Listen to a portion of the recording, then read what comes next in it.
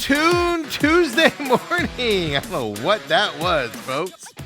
I'm your humble host, Stephen McCollum, and you know him as 17-year NFL veteran, three-time Super Bowl champion for your Dallas Cowboys, and he's sitting here lamenting the new rules for the UFL for their upcoming season. He's complaining about them. Dale Hellestree, everybody. Good morning, Stephen. How are you on this fine Tuesday? Good. I didn't know what lamenting meant, so I had to clarify it. Yeah, but do you know what? Oh, do you know what it means? No, lamenting. So I was like, he's upset about the UFL rules. Pondering. Pondering. There we go. Something like that. Yeah, because I think I was up all night when I read the new rules that are coming out, and it kind of they were just announced an hour ago. Yeah, I know. They checked with you. I know. They checked with you. I got a little advance notice. I know. What's going on? You lost your contact there with the Moose, Daryl Johnston, not being part of the organization anymore, and you lost that. But you still have sources in there. Well, if they don't have room for him, then they don't have room for me. Is that what it is? Yeah, screw them. Yeah, exactly. Screw the UFL. Interesting thing that's happened here with the 60-yard plus field goals. They're going to be worth 4 points. Okay. You like that idea? I think that's... Might as well. What the heck? It's a UFL. But if it was the NFL, would you be happy with it? I think it'd be weird. No punting from inside opposing territory. So you got to go for it on 14. You got to pass the 50. Oh, yeah. Once you get past the 50, you can't go punt for anymore. it. You got to go for it. Or field goal. Yeah. Interesting. Yeah, Steve. that's fascinating. You can't pin a team dead. That, to me, that's part of the strategy of football. That's actually what I hate about football today is they don't pin people at the 1-yard line anymore. Oh, you like high-flying, high-scoring, No, angle that punt to that games. pylon, and it bounces just to the left of the pylon, and other team starts at the quarter-inch line there. That's fascinating. It led to one heck of a playoff comeback by John Elway one year. 99 yards against the Browns. Yeah. It's gone by the wayside. I started out with a punt, huh? I don't remember if it was a punt, but they were at the 1 yard. I don't remember. Was that a fumble by Ernest Biner, or was that? I don't think that was the Biner fumble. He did fumble. I was super young, but I do remember it was a 99-yard drive for Elway to score. I don't remember how it got. I was too young to remember that, so the specifics on it. But no, remember when kickers they turn their body to the side, and they just poof. It bounce. You remember that? You were around for that. The coffin corner, Steve. The coffin corner. You were around for that. Did you have to snap it different to them, or was it all on them once they caught it? No, it's all on them. Now, some of these guys now they don't even line up behind the snap. I know they step over to it. Yes, they do that weird. Oh, the ball's over here, and then they go into their kick. It's weird. Some of these ways these guys kick. My biggest pet peeve, on a side note, is when punters catch it and then they run 3 or 4 yards to their right and then kick it. That drives me nuts. You're just setting yourself up for a lot to go wrong. They only do that in college, but I know. But it's when I see a punter do that, I'm like, yeah. But also the bigger thing here is the UFL tush push is officially banned. Really? In the UFL. More proactive than the NFL. Yeah, because the NFL's keeping it, I guess, this year. Nobody's going to file it. Is nobody filing the complaint to vote on it because the Eagles suck this year? They only care about it when the Eagles win a Super Bowl with it. Well, when you're 99% successful. Yeah, but I mean, Bills run it too with the success rate. But yeah, well, all of a sudden this year, last year it was, oh my God, they got to ban this out of the league. It's the worst play on the face of the planet. And this year they're like, yeah, it's all right, keep it in there. You could be a first-round draft pick quarterback. What's his specialty? Tush push. He's our fourth down specialist. I could be. I'd be a good backup on that. You just go in on fourth downs. Yeah. Every time you go out there, you just know what's coming, and you go out there and that's all you do, and you have like 100% QBR because you just catch that ball and get the first down every time. Imagine what kind of money you'd get, Dale, if you did that. Because I was reading yesterday, Malik Willis from Green Bay's backup. Yeah. They're saying he could, I was thinking he's going to get $20 to $30 million wherever he signs this year because of his hype, put it that way. Right. I was reading yesterday, he could command $40 to $50 million. Yeah. That's too expensive for Yeah, my blood. Kirk Cousins can come be our backup quarterback or can be our starting quarterback this year. For an unknown guy? No, thank you. No. The Cardinals have been there, done that. Yeah. So it's so Kirk Cousins is officially going to be released on March 1st. Okay. Pay attention. There's a good chance he's going to be your starting quarterback for the Arizona Cardinals next year. Him or Jimmy G. But Jimmy G, you're not hearing a lot about.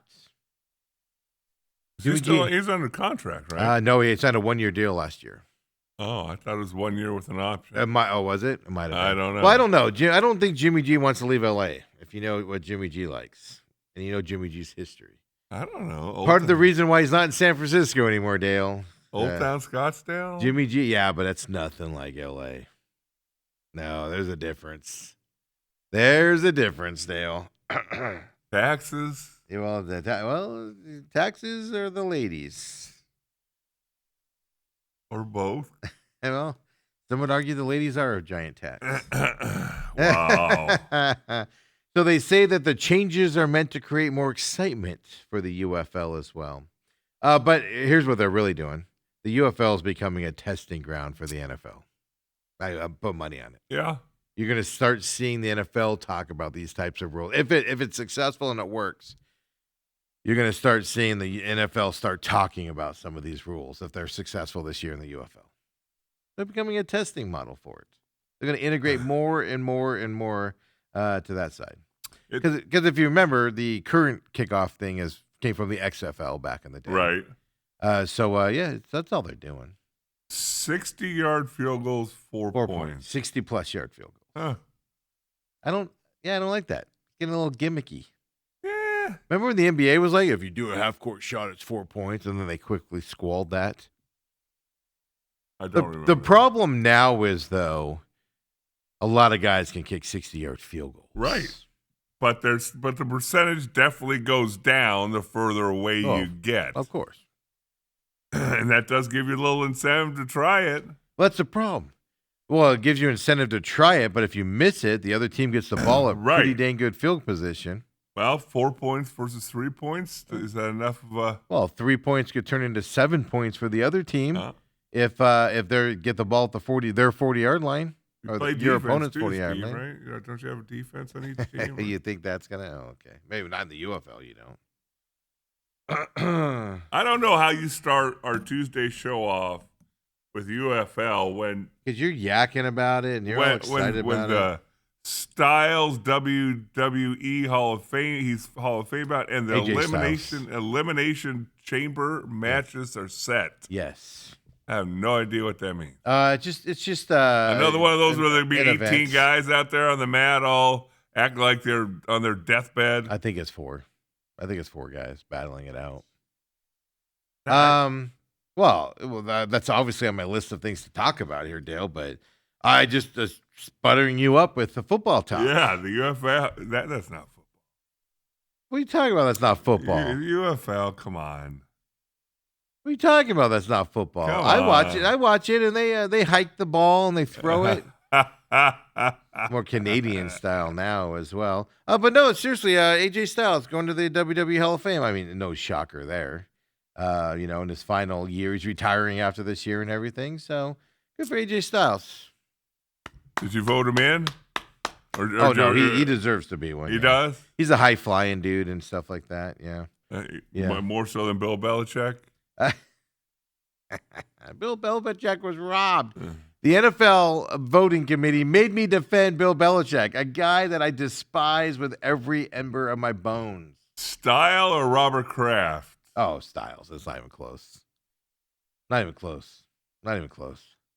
AJ, by the way, God, he's 41 years old. Just had back surgery recently. No, but for wrestlers that do the aeronautic stuff where they get they bounce off the top or they fly through the air and stuff, that's old for those guys. Those guys break down quicker than the big guys that just stand in the middle and stuff like that. Yeah.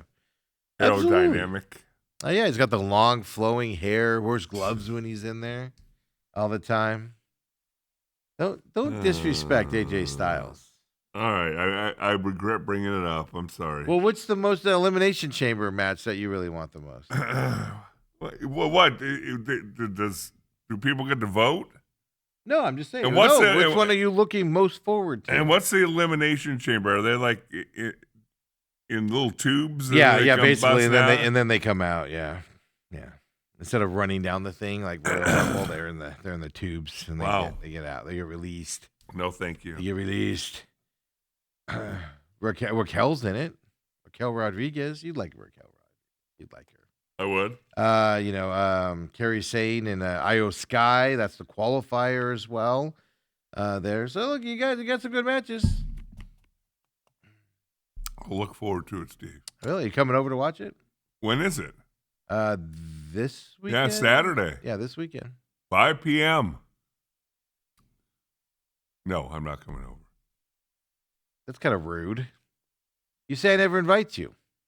Well, you didn't. You didn't send out a formal invite. You didn't text me. Hey, Dale, you. Oh, I'm sorry. You need a gold-plated.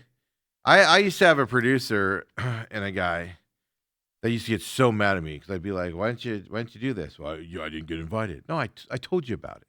Yeah, I didn't get invited. Well, you know what? I'm not sending you a gold-plated invite. How did you get invited over to my house? Did you get a written invitation? No, you just told me about it. No, you got an evite. That was months in advance. And your daughter did it. I'll have my daughter send you an invite. How about that? I'll have my daughter send you an invite. She'll say, Dad, I don't want Dale over here. She'll be like, what's he doing here? What's he doing here? I don't know. What's that guy doing? I don't know. Your neighborhood doesn't seem like a very safe place to be. You've met Ireland before. She's been in before.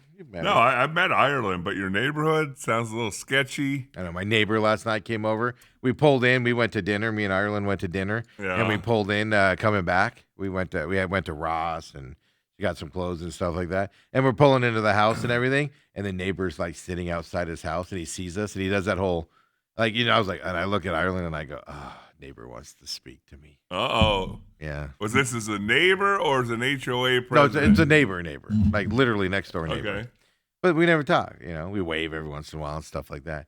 So then, I'm inside the car and I'm like, crap, he's standing at the end of the driveway waiting for me. I'm like, all right, let's see what he wants. Did you just close the garage? Yeah, exactly. Bloop. So I get out of the car and I hear this, hey, neighbor. And I'm like, oh, crap, here we go. Do you guys know each other's name? No, I have no idea what his name is. No clue. Neighbor. He obviously doesn't know mine because he goes, hey, neighbor. Okay. The way I like it. And everything's like, hey, what's going on? Yeah, his kids threw a toy over the yard and he wanted me to throw it back over. So I go, yeah, and they do it all the time, by the way. And I always see it or my dog gets a hold of it, so I always throw it back over the yard when I see it. And I go, hey, man, that happens. And I go, we're not home. I go, just go through the side gate and go get it. It's no big deal. Like, I don't care. What about your dog? Oh, if we're not home, the dog's up in her kennel. Okay. All she's going to do is lick him and jump on him. She's a lab. Okay. She ain't attacking anybody. So I was like, just go pick it up. Just go get it. Well, the problem is, like, if it's a ball, like one time I go in the back and my dog is just shredded up like this soccer ball. And I felt kind of bad. So I'm like, just go back there. If we're not home, the dog's not out, just go back there and just grab it. I don't care. I go, there's cameras. Just so you know, just so you don't get out, there are cameras back there. And everything. And then we had to get into the conversation about the break-in and whatever happened with that and all that stuff. My kids weren't coming out to rescue me by going, Dad, I need you for this. They were just letting me suffer out there. I just say, by the way, my name's Steve McCullum. I'm the HOA president, and here's my card and my number. No, absolutely not. If you'd have been like, I talked about the HOA, I'll be like, our meeting's in a couple weeks. We'll see you there. No, was he a nice guy? Yeah, he's a nice dude. He's a nice guy. Okay, so that's great, His right? family's very nice. I can already see you as a neighbor. You're one of those pull into the garage before you get out of the car, close. No, I can't because like when Ethan's there and parks in the garage, my car it has to go like right up against the wall, and then I got to plug it in.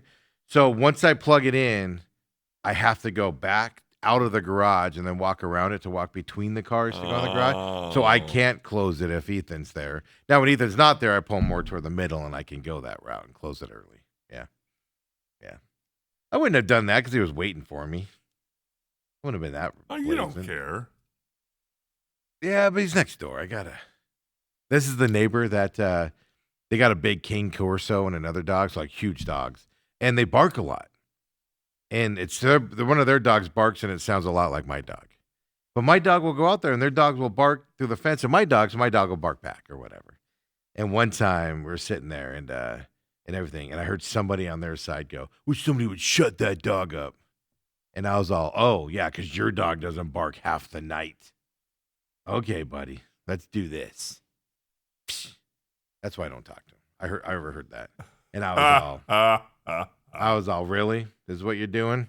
Because my dog barely barks. Your dog, on the other hand, at 11 p.m., I hear your dog. Roar, roar, roar, roar, roar. Well, when you're in bed, you keep your dog inside, right? Yeah, that's what it means. Yeah, so I know it's not my dog. Yeah. But my dog, they go out there and they talk to each other. I'm like, quit talking to the dang dog. Nobody wants to talk about it. You guys can talk later. Be quiet. Get out of here.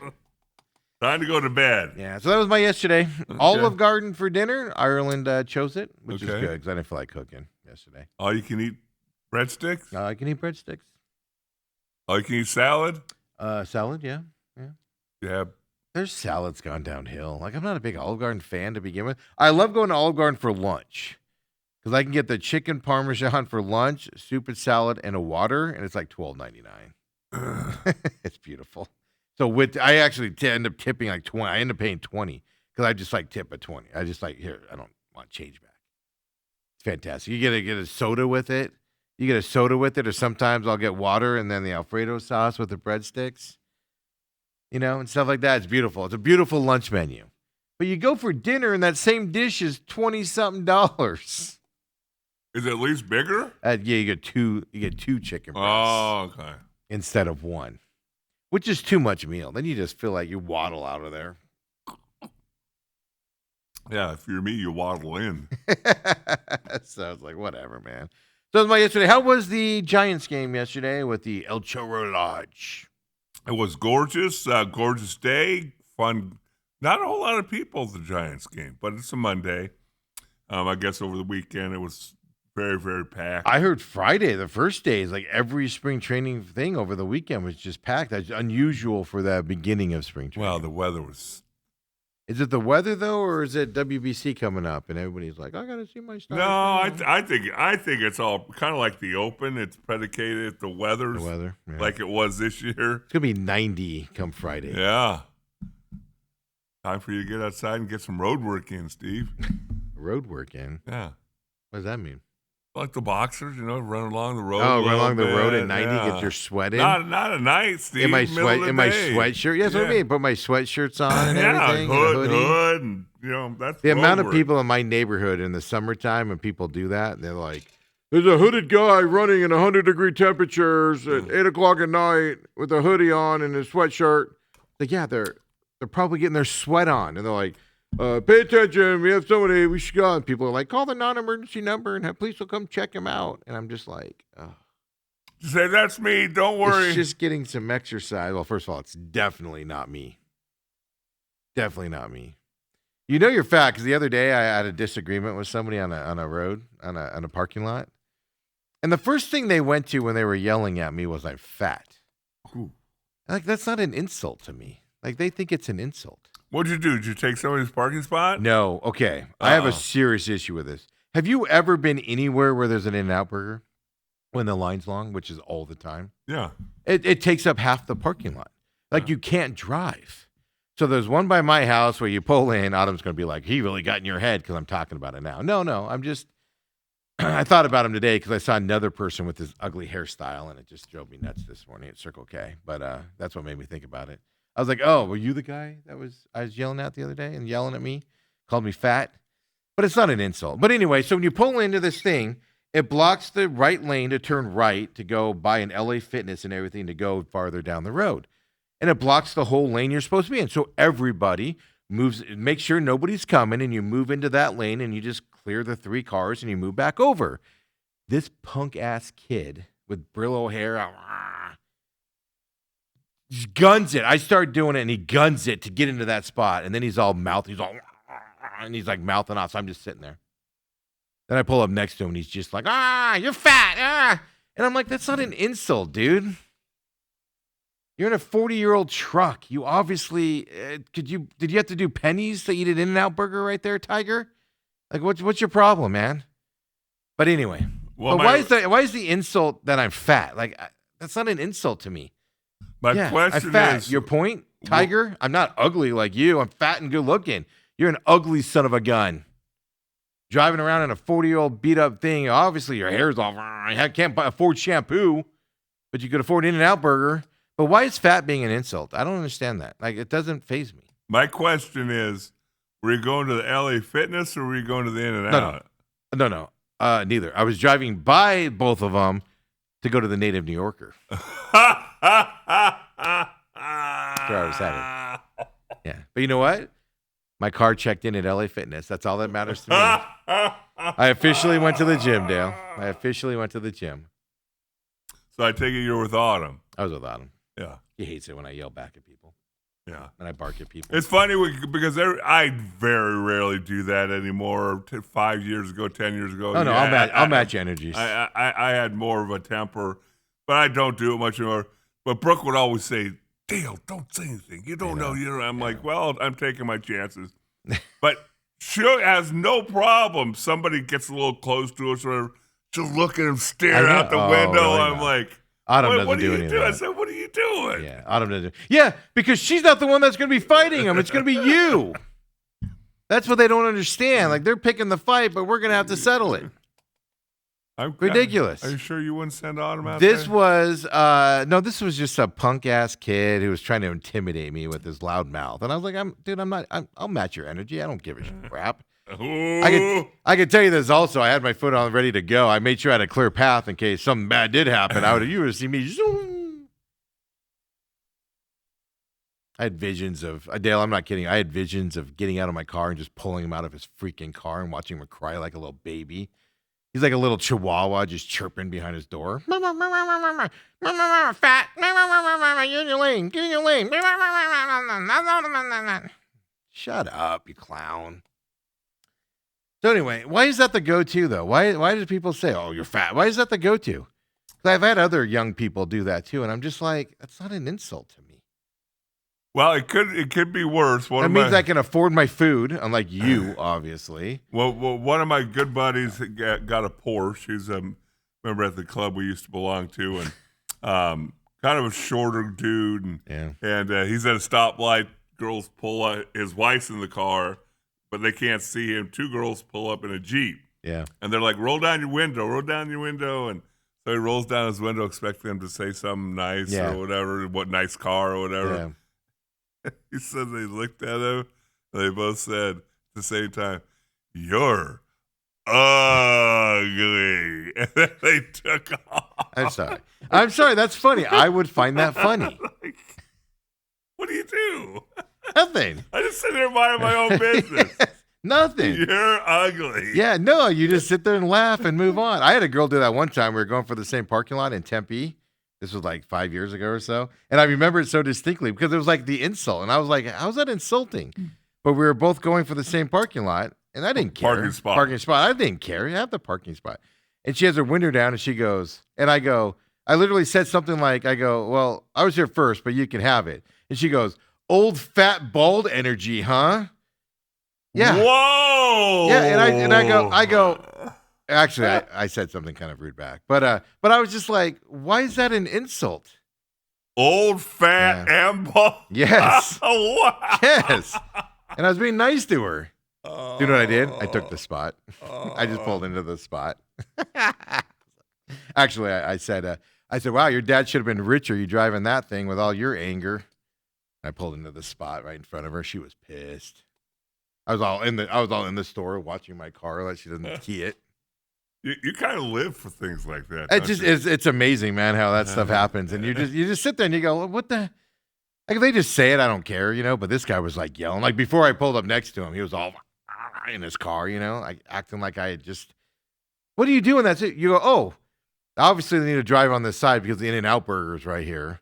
So I need to just back up for a second, let him through, and then I can move on with my day. But he wanted to pick a fight. He wanted to argue with me, and I'm like, all right, I'm game. Let's do it. But you're over it. But I just don't know. I really am. But I just don't understand. My whole point on the story is why is that the insult now? Why do young people think that's the insult? It's not insulting to me. I could care less what you think of me, clown. But the old fat. Oh, man. the old fat bald energy. That one kind of stuck. No, I'm just kidding.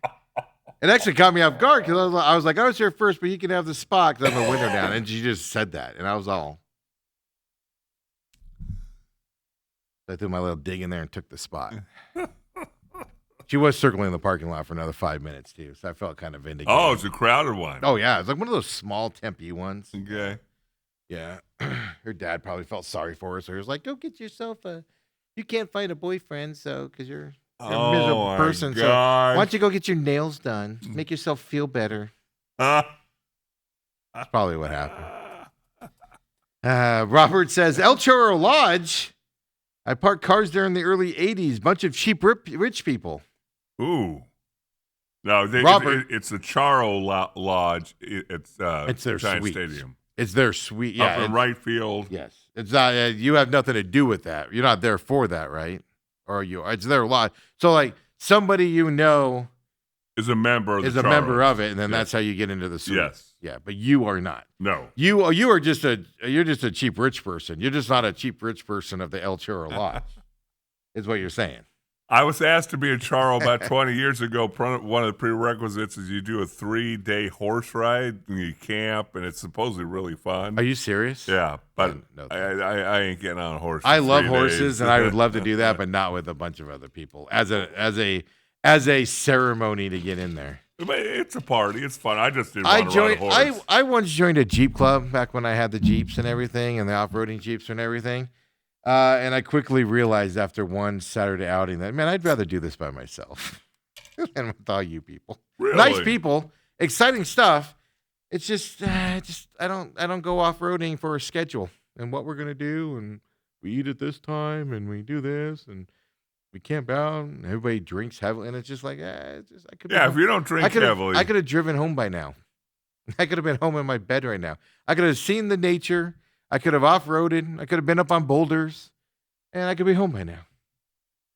Instead of all this. So you're the charter member of the Steve McCullum Jeep Club. I am. I'm the only member of the Steve McCollum Jeep Club.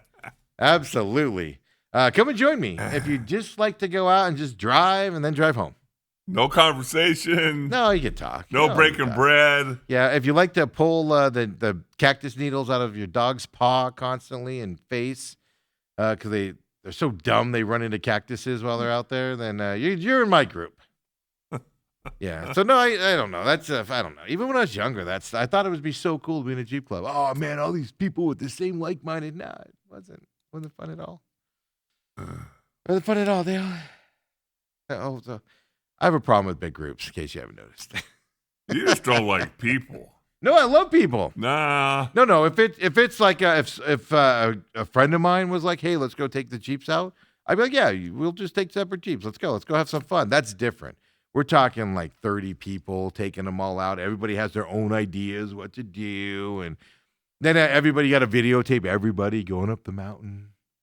You got to get out. You got to video the first guy, and then 20 people later, you're like videoing that, and you're like, how did you turn your wheels to the left? You saw everybody else turn their wheels to the right. Why did you go that way? Now you're stuck. Now we got to get you. Oh my God. It's just. When did you become so antisocial? Was this at Dobson High School? I was like 6 years old. Steve, go play with the other kids. No, I don't want to, Mom. No, I've always been more of a few close friends, and everybody else is just acquaintances kind of guy. I've always been that way. Yeah. You're a complicated soul, Steven. No, I'm not really that complicated. Yeah, it kind of seems like you are. I'll hang out with anybody. Somebody right now could message me and say, hey, I'm going here for lunch. I'd be like, I'll come meet you. Even if I don't know, I'll come meet you. That'd be fun. Let's do it. Try it out. Yeah. That's one-on-one. Oh, no. I turned down an opportunity a few weeks ago because there was going to be a large dinner of donors and stuff for a certain school that's here in town and a certain program. And I was like, I don't want to go. Dobson High School had a fundraiser? No, an ASU thing. And I was like, I don't want to go with 40 donors and stuff. I do not want to be a part of that dinner. Well, how you get that money raised for the new practice facility? It wasn't football. I'll say that. It wasn't football for that one. But yeah, just, it's just, I don't know. It's just being around a bunch of blowhards and big money and this is how great I am. I have no interest in that. No interest in that whatsoever. So 6 is when I became antisocial. Okay. Might have been before that. It explains a lot. I'm actually not antisocial at all. When I go out, you can ask Autumn. I just talk to people left and right. And they'll talk to me and tell me all their problems and stuff like that. It was just kind of funny. Because you don't care. That. Yeah, no, I'm friendly, Dale. I'm friendly. So that explains a lot of at the night that Brooke's birthday party was going on. Everybody was pulling me to them. I don't know who half these people are. And they probably still go, hey, whatever happened to that guy I talked to at Brooke's 60th party? And be like, what was his name? Steve. Oh, yeah. They know all about me. And I knew all about them, but I don't know anything about Who was that? Oh, yeah, the old bald fat guy. Yeah, exactly, with the bald fat energy. That's a unique energy. Yeah, apparently, I didn't realize it was an energy. But apparently it's an energy for 19, 20-year-old young ladies. Oh, my goodness gracious. It just crashed me up, Al, and I'm just... Yeah, just to throw that out, yeah. When I was actually being nice to her in that moment, I wasn't nice after that. No, she was very ugly inside, Dale. I don't care about. She the threw inside. that out. She doesn't matter. No, she had a wart in her face probably, and you weren't gonna date her. Her makeup. Oh, not after that comment. You're gonna show her. I showed her. Her husband's probably struggling through life right now. They have money, dreams, success. Now look at her. Where's she at now? Right down in the soup kitchen. Hey, enough of this nonsense. I'm gonna get myself in trouble. People are gonna take me seriously here, Dale. Now people at home are going, "What is this guy's problem? What a jerk he is." And folks, it's all fun. I think we need to take a break. We need to come back. We need to go player by player of the Phoenix Suns who might actually play tonight. So we're going to talk about 4 players. Wow. Malawach and Fleming. Is that where we're down to? Come on back, folks. Bruce Cooper is coming up today as well. Don't forget. I just people. It was all a joke. Everybody's at home going, "Oh my God, Steve, we're clown." Yeah. All the joke. I'm not really like that, regardless of what he says. Come on back, folks. The main event.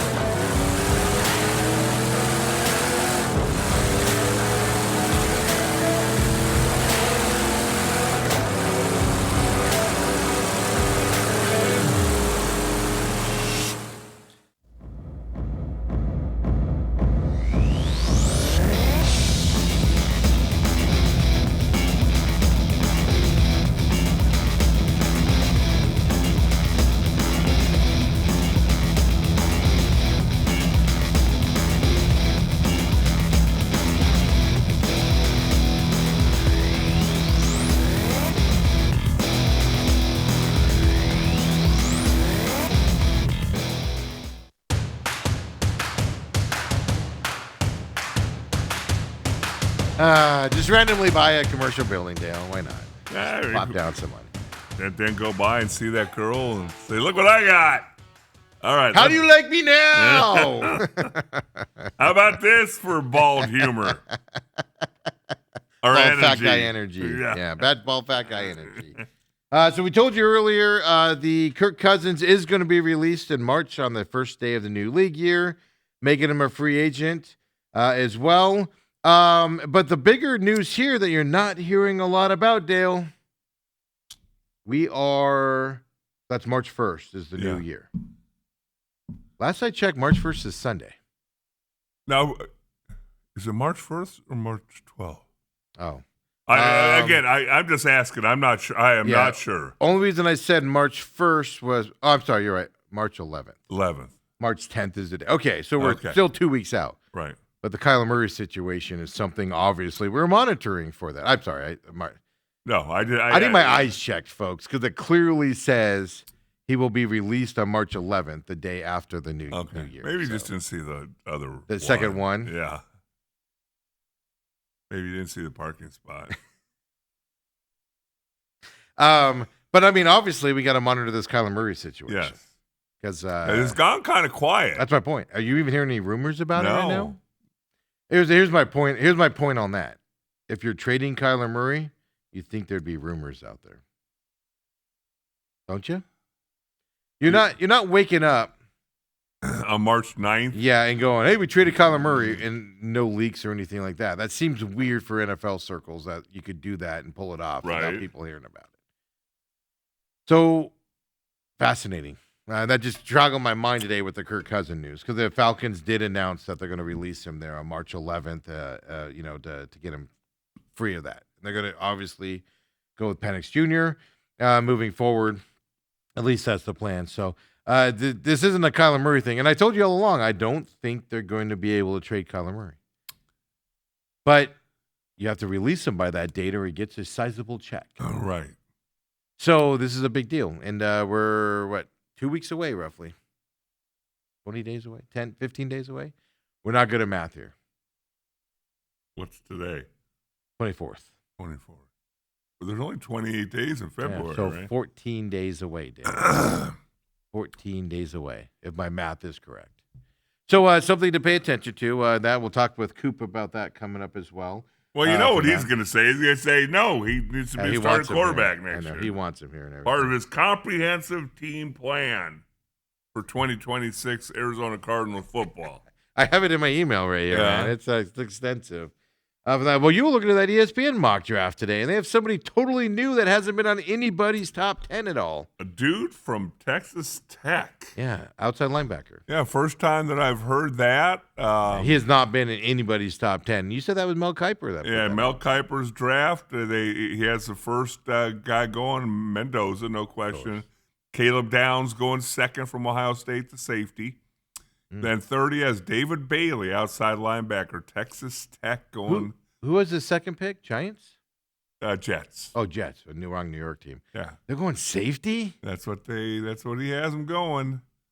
You have so many holes on that team, and you're going safety. Yeah, and then 4 Tennessee Titans taking Arvell Reese from Ohio State. I do like the fact that the Jets aren't reaching for a quarterback though, because they need a quarterback bad. Right. But I do like the fact they're not reaching in.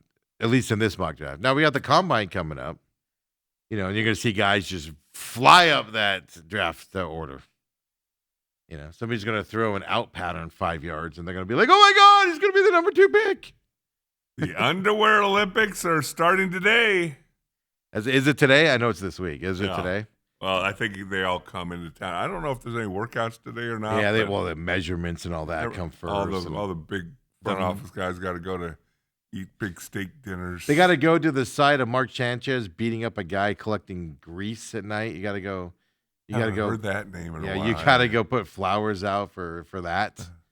It's where Mark Sanchez beat up a common old guy, getting grease, working the night shift. How to lose a job, and I'm glad we don't hear from him anymore because his family was. I get it, man. You want to defend him and stuff like that, but right. It was his brother was just talking all that trash and how unfair it is that Fox fired him. And you don't win. I don't care if it's justified or not. You don't win when you beat up a 7-year-old, folks. You could say the 7-year-old, shot me, had to pull the gun on me and stuff, and I had to defend myself. you ain't winning that argument because of the perception of it. And then you hear the real story about it, allegedly, out there, and you're just like, really, dude? You beat the guy up so bad he had to stab you to get you off of him? You could have just hit him once if it was justified and moved on with your day? I know, Mark Sanchez. But yeah, I'll have to go there, Dale, and check out the Sanchez corner. St. Elmo Steakhouse? That's the steakhouse, yeah. Ooh. I'm assuming that's where he was coming from because he was right in that area. They stay downtown, too, for the most part. Yeah. Yeah, well, it's all, I mean, it's kind of just downtown Indianapolis, just a square. Because you don't go anywhere else. Right. Unless you go up to Carmel or those Carmel. Fishers.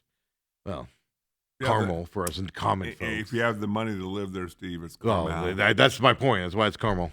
You got to drive by the Lamborghini and the expensive Range Rovers and the G6s over there to get up there. The big story overnight, though, Dale, is one, what I don't know, I'm just curious on what you're going to do with this thing, man. Josh Rosen card was just sold at auction for $26,400 last night. Where are you putting that? And who are you showing it off to? Yeah, who, Dale? Tell me. You own it now. Do they ship it to you FedEx? You have to go pick it up? Like, what's the deal here? I'm going to put it up in the new studio. Wouldn't that be great? We have a Josh Rosen card just sitting there. It's ironic that I did, and I put this out on Twitter last night. It's ironic we had this conversation last week about art and the guys that bet $1 million on a, minus $10,000 bet that pays off, right, $800. You're hiding money from somebody, or you're trying to hide money from somebody. Anybody spending $26,400, a record sale, by the way, all-time record price for any Josh Rosen card. It's 5 times higher than the previous record, folks. Well, 5 times higher? Who paid $5,000 for it? Somebody's laundering money here. The IRS should be looking into this and their finances 100%. Somebody's trying to hide money, folks. Yeah, because who's going to sit there and go, hey, we buy this today, and in 5 years, the Josh Rosen card is going to explode. He's not the biggest bust. He wasn't any. It was. Yeah, that's still. I think that's because he was 10, right? That's still Ryan Leaf if you weren't going to go that route, right? Him or Tony Mandrich or he's still not top 5. So. Yeah, but I was just thinking quarterbacks there. Yeah, but you're right. If you go outside quarterbacks, you have a bigger. Well, you have the Oakland Raiders. You have the Oakland quarterback who's picked number 1, DeMarcus Russell. Guy that ate himself out of the league. Speaking of fat energy. Batman energy. So, it's just saying. Somebody's hiding money, and they need to launder $26,000 to $400. Do you think it's the $400 that got him the winning bid? Well, that's my point here. Who is he bidding against? Were these $100 increments? How did he get to $26,400? Was another guy like $26,000? He's all $26,100, $26,200, $26,300, $26,400. Yeah, that's too rich for me, bro. It's all yours.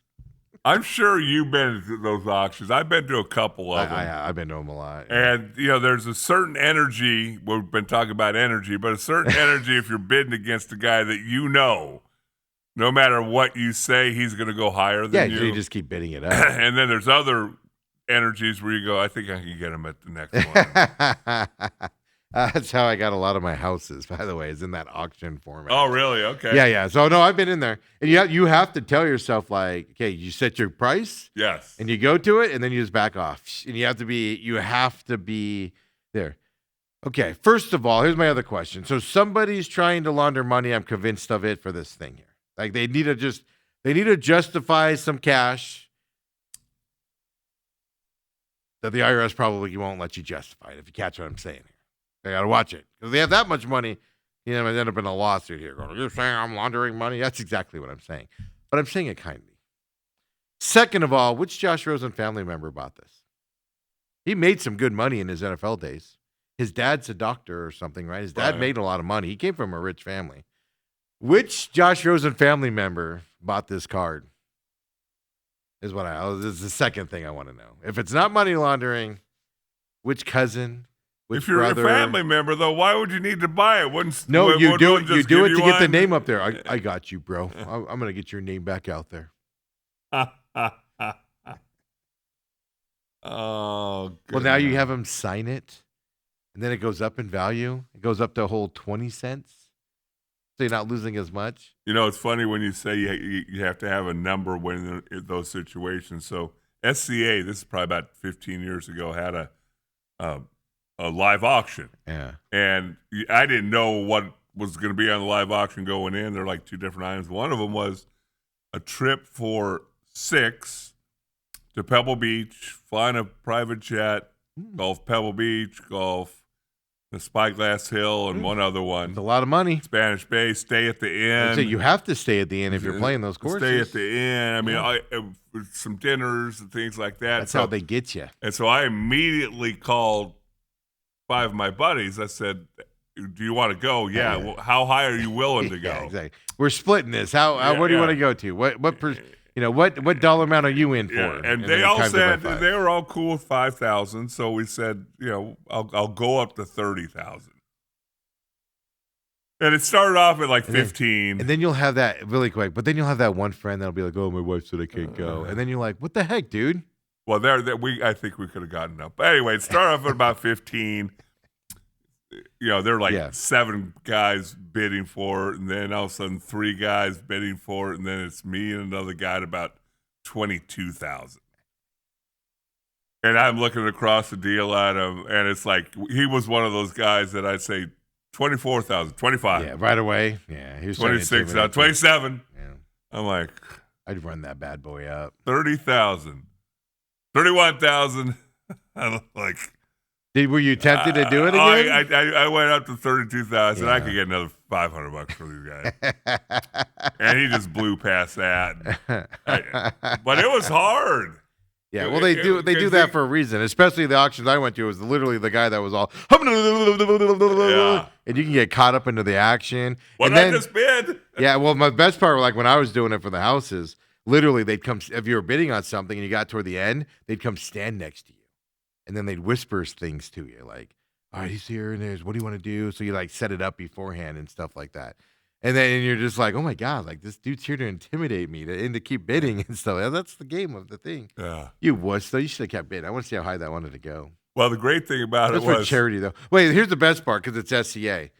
What kind of doctor was he or something? Like you're running into big money there. I did check to see who he was, and he was some big wig falutin guy. Yeah, but he's got that just sitting around. But here's the fascinating thing about it.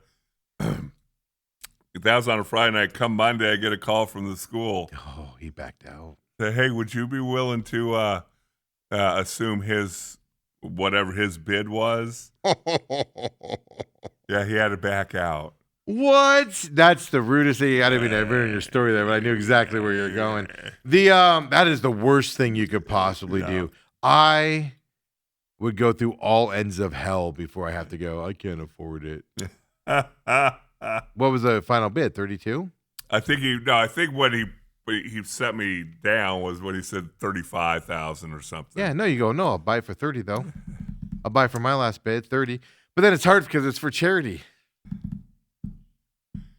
You guys could have afforded an extra $1,000 for that. Because you do that normal, you're spending way more than $6,000 on that trip. Because if you don't know, when you go up there, you have to stay at their hotel, which is like $700 a night. And then if you're playing both, and then you play full price for the golf on top of it. If you're playing both courses, that means you're there for 2 nights at least, 3 nights. It's 3 nights. It was 3 nights, 3 courses. So you're going 10 G's easy just for lodging and golf. That doesn't include then the plane up there. You get private on top of it. The plane wasn't. I checked into the plane over the weekend. Wasn't big enough for me. Did you? Yeah. To the G6. I want to be able to stand up inside. So you declined it? Yeah. Oh, that would have been harder to do than bidding on it. No, there's something about that energy of actually being there. Yeah. As you're at your house where they ask you, you're like, you're like on the couch going, "This couch is pretty dang comfortable." Yeah. I'm golf Pebble. Yeah. Did you call your buddies at least? You go, "Hey, let me check with my buddies and see what they're willing to do." I think I did with one of them. They said, "Yeah, just Oh, really? let it go." Oh, cheapskates. It's for charity. Well, if man. I'd have known you then, I'd just let you buy the whole thing and take us. Oh no. No, I'm no, not. no, Dale, no. I am nice, but I am not that nice. No. I will give you an expensive Cardinals ticket to come join me at a Cardinals game.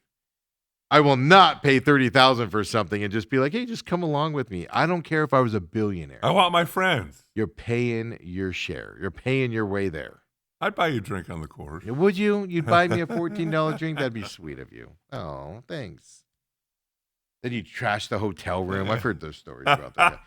Cowboys used to come to a hotel I worked at. I've seen those stories on the rooms after. Yeah. I can't afford the trashing of the hotel. That wasn't me and Geese. Me and Geesick were very neat.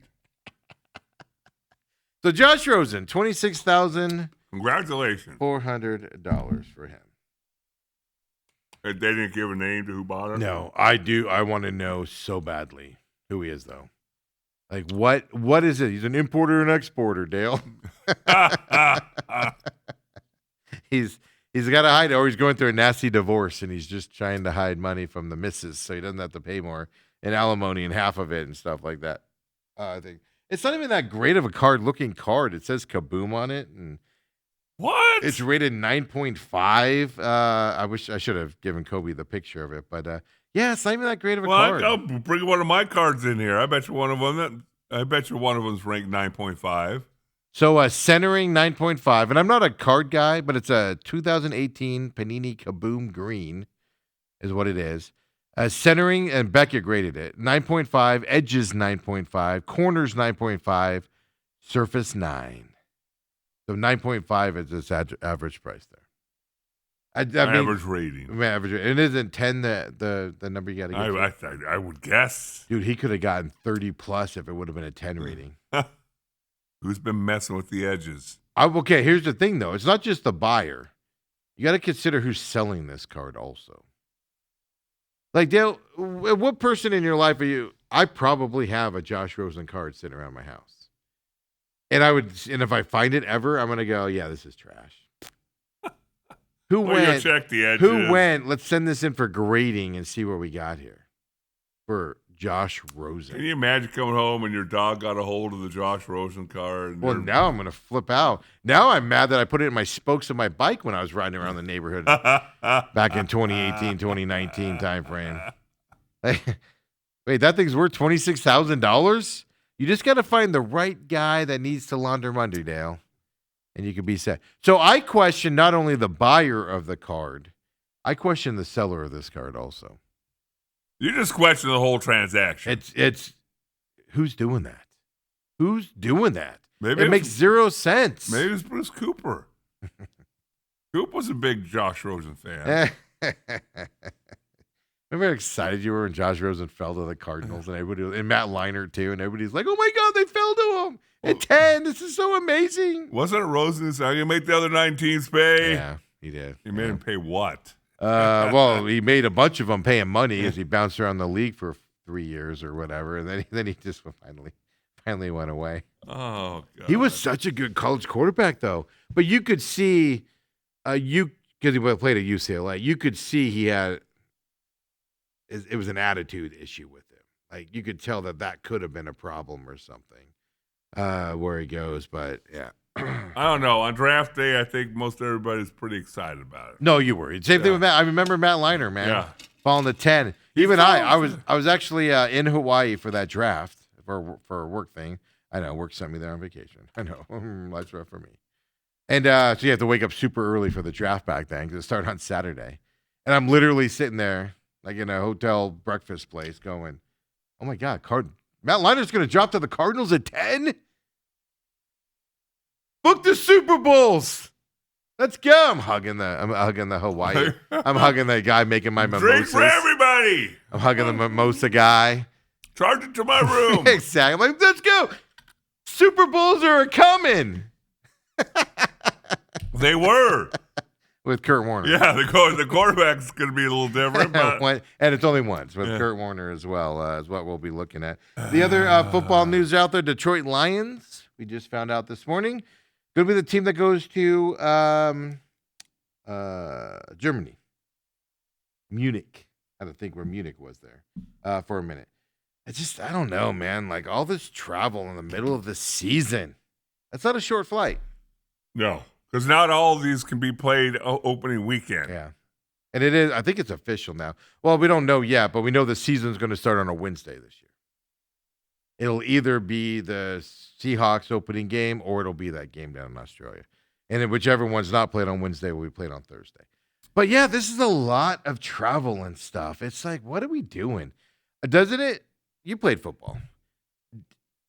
1 week you could argue with the plane flight, stuff like that's not going to affect you pretty quickly. But don't you come back tired? God forbid you come back from that long of a flight, you're sore from after playing, because I'm sure you get on the plane right away. And then you're on a, 14-hour direct flight back home, and then you got to go right back into work. Even if you have a bye week, yeah, you get the week off, but still you're recovering differently and stuff like that. The only thing you have to remember is that these kids are between, 21 and 31 years old. So they react a little bit different. So they're in shape. So you're saying it's easy? Wait. Are they? Hey, some of them aren't in the greatest of shape. I mean, their core cardio is good. Yeah. But I've seen some of those linemen, Dale. They don't have bald man energy, They should. They'd be meaner at football if they did. They'd be meaner at life and everything. No, but it's not just that. But I mean, it's different flying on that type of stuff. That's your first international flight on top of it, probably. Your first time in Germany. Well, that's what's always weird to me. I mean, if I get on a flight in Phoenix, whether it's going to Chicago or New York or Miami, I don't know where I'm going. My flight could say New York, and the pilot could be taking me to Miami, and I don't know what direction we're going. I read a story yesterday of a flight attendant that walked into a cockpit one time and goes, "Hey guys, when are we landing?" And the pilots went, and they look at their stuff, and they had overflown the airport by an hour. It's not a recent thing. It was a few years ago. Yeah, they literally they were like doing other stuff, not paying attention. Yeah, they overflew the airport they were supposed to land at by an hour, and the flight attendant went up there and was all, "Hey guys, we landing soon?" And they were like, "Wait, what? Oh my God." Yeah. So exactly, Dale. You're at the mercy of the pilots out there. Olympics, the Milan Cortina Olympics drew a daily average of 23.5 million viewers across all of the NBC platforms. Most watched Winter Games since Sochi back in 2014. 96% increase over Beijing 2022. That only averaged 12 million people. Huh. It's got to be the time, because the Beijing ones was overnight live. This one, at least on the East Coast, was starting, you could watch that at 6 a.m. Eastern, stuff like that. It's got to be that's the time frame is the difference, right? Well, I also know America won the most medals ever, maybe because we had more contenders. I don't know. Yeah, that's a big 96% is a huge increase. Yeah. Over that as well. So, Dale, when we come back, maybe Bruce coming in. Maybe he's not. He's not here yet. You haven't heard him? You don't feel a presence? Is he here? I don't know. Check my phone. I don't see him in here. But we'll keep the show going, of course. Then whenever he shows up, he shows up. Maybe this is his way to get out of dinner Thursday night, Dale. You even golfing early on Thursday, so I'll make it to dinner. Are you really? Yeah. With Holmberg back today, you got a busy Thursday then. Well, we're over here slaving away, packing wires up and everything. That's right. What time should I be here on Friday? I tell you what, meet us here at normal time. Just meet us here at normal time. Okay. Text me if nobody's here. See what my response will be. Come on back, folks. Second hour main event coming up next.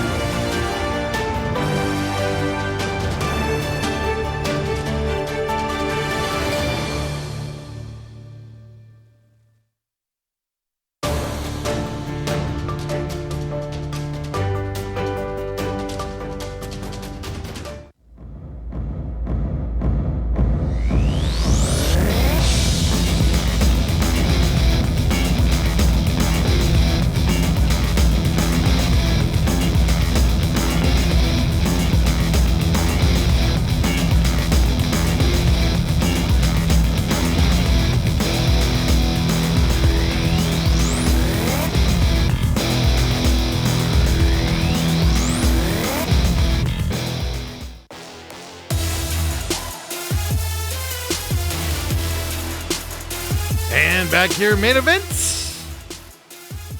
Not only no Bruce Cooper that I could find, we also lost Dale. Second hour of the main event, I guess, just poof gone from everybody here as well. Of course, second hour main event, I'm your humble host, Stephen McCollum. You can text us, 623-252-6670. Just like texting your buddies out there. Let us know your thoughts whether you're watching us live, on demand.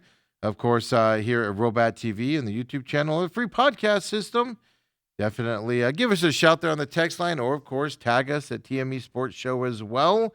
From that side, and we'll see if anybody comes in here the rest of the show. I mean,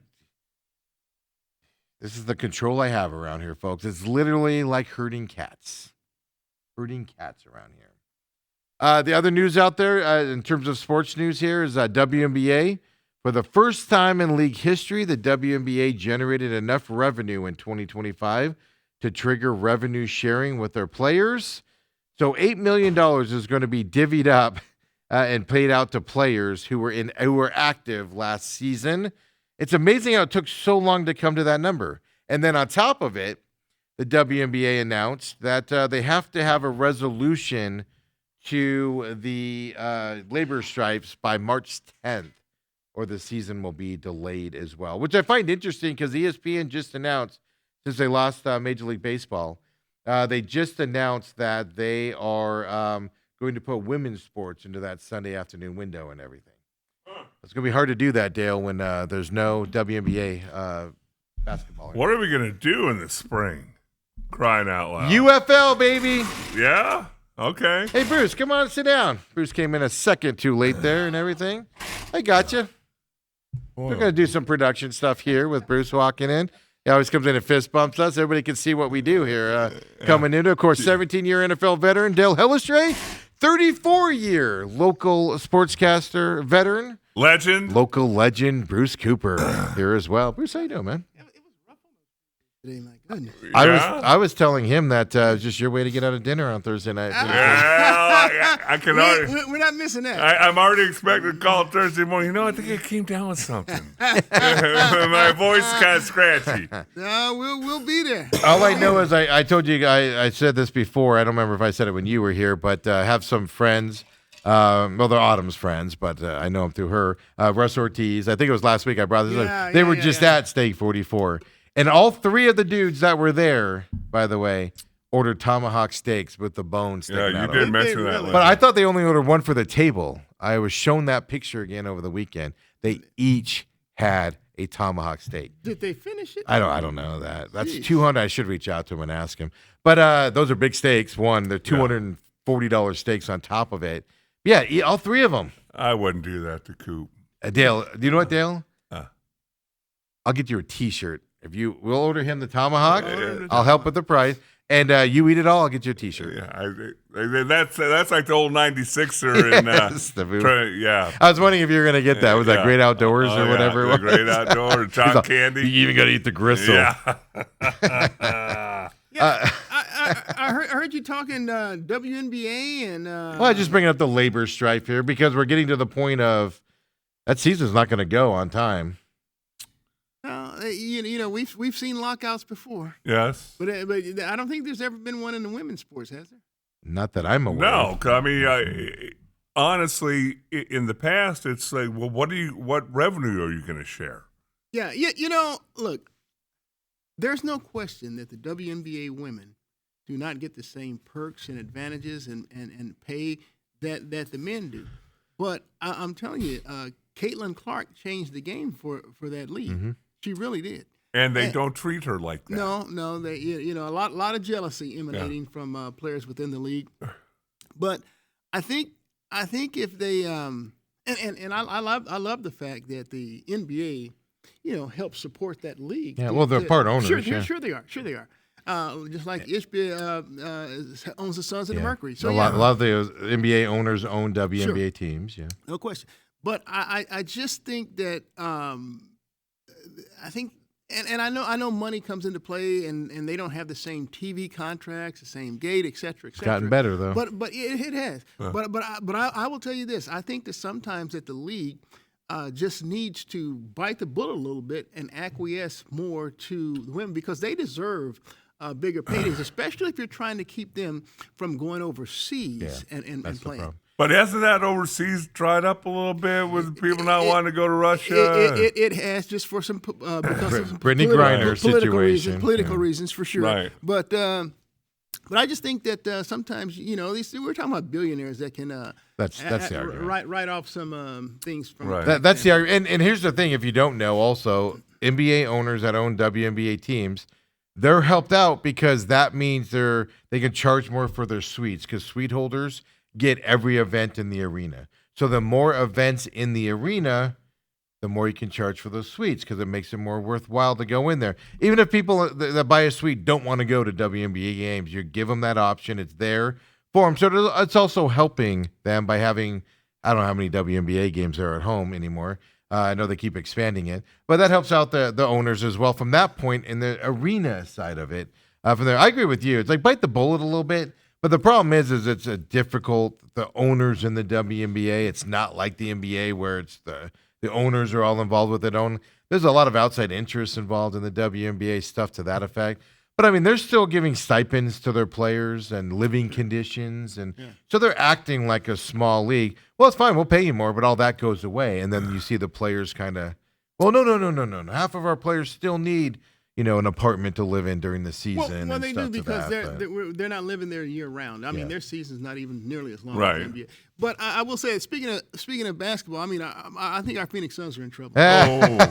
I mean, this injury situation, and I'll tell you what. Honestly, I'm just gonna go ahead and say it. Jordan Ott is beginning to get me upset. Uh-oh. Yes, he is. What? Yes, he is. What's Look, he getting you? What's he got to do with this? Well, it's like this. I'm watching the games at home. Yeah. All right. I can see without a doubt players like Ryan Dunn and Isaiah Livers have lost their offensive confidence. They have zero. They're not doing anything. Right. Now, I get it that I would definitely have Ryan Dunn start in place of Brooks now that Brooks is out, for 4 to 6 weeks. So I agree with that move. Let Ryan play his way through that. I don't know why I'm playing Isaiah Livers. I mean, there's some rookies that deserve that time.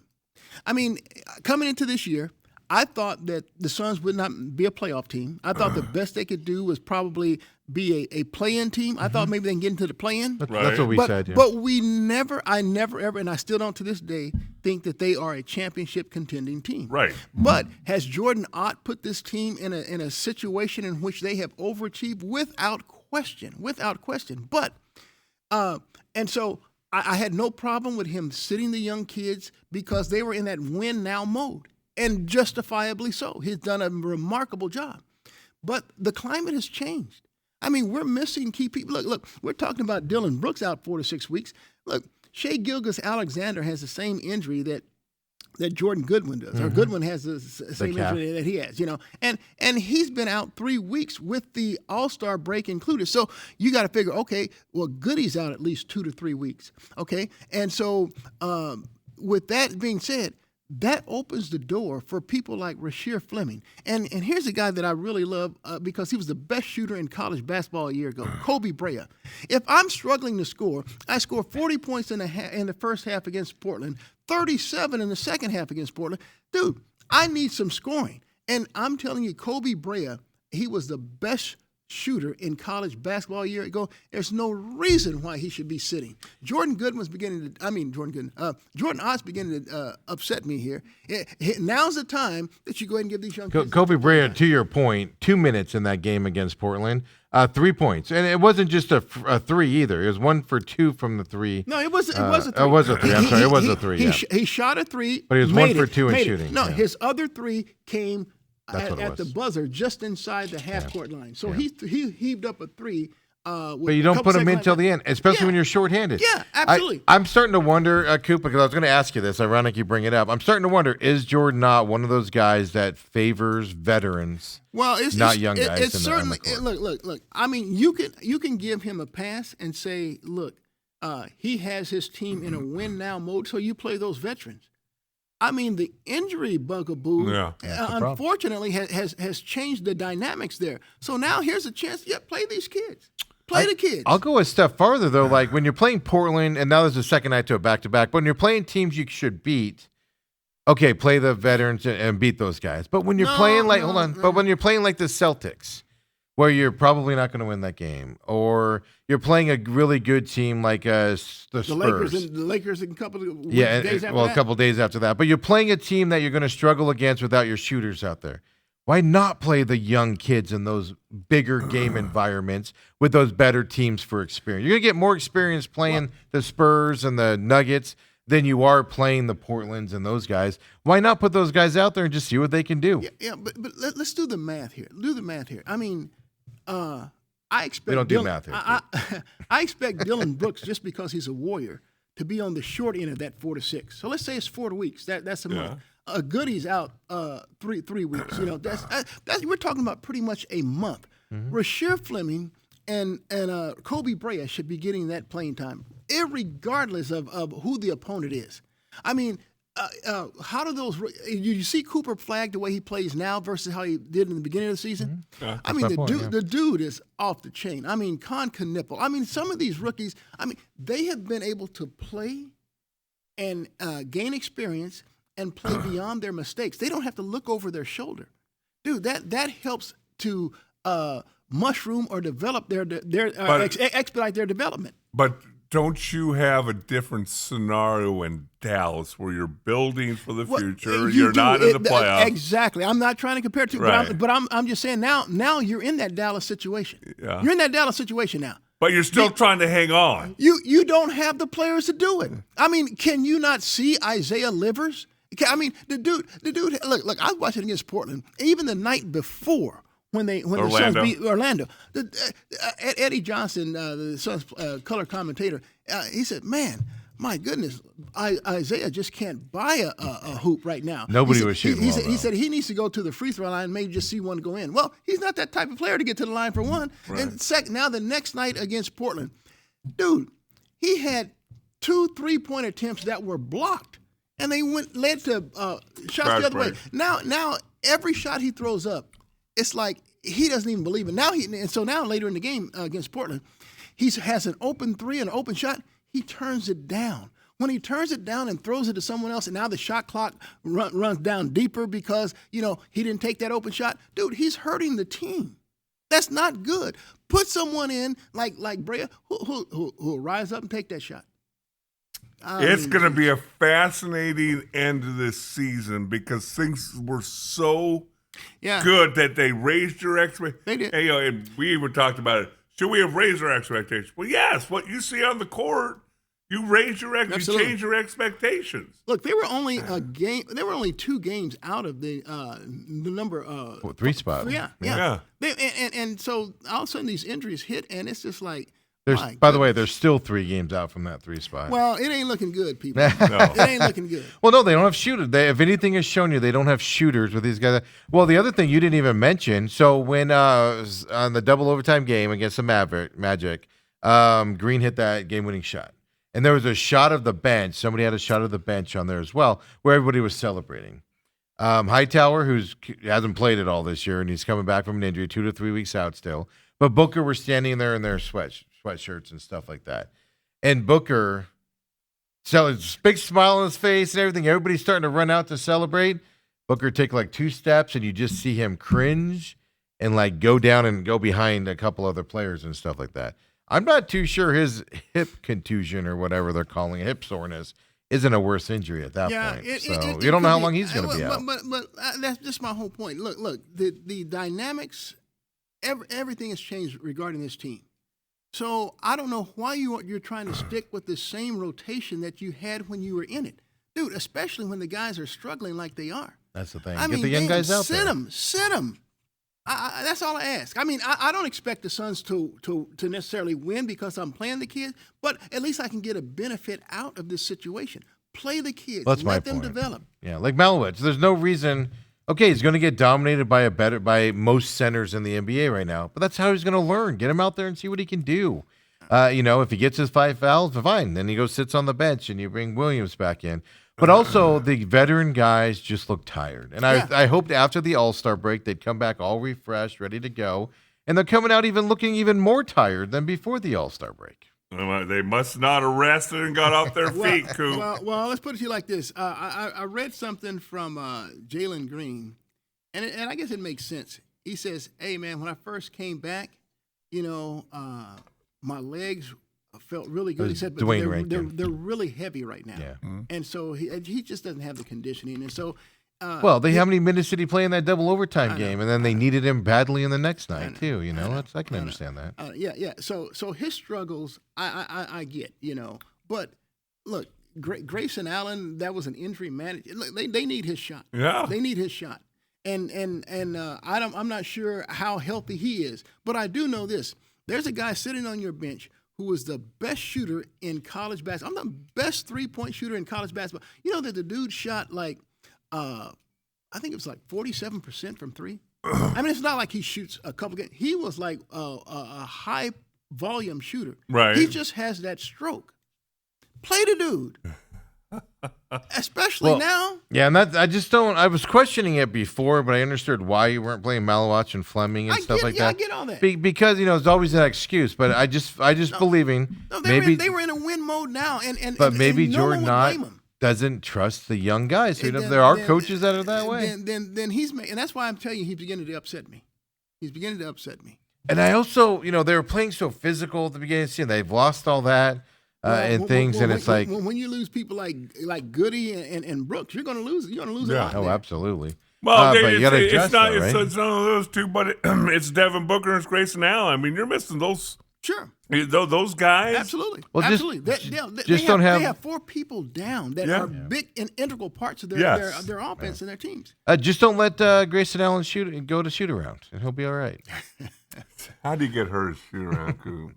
Hurt an ankle at shoot around. Coop, hey, Coop. And to add insult to injury, remember what I said about a year ago. Valley can't have nice things.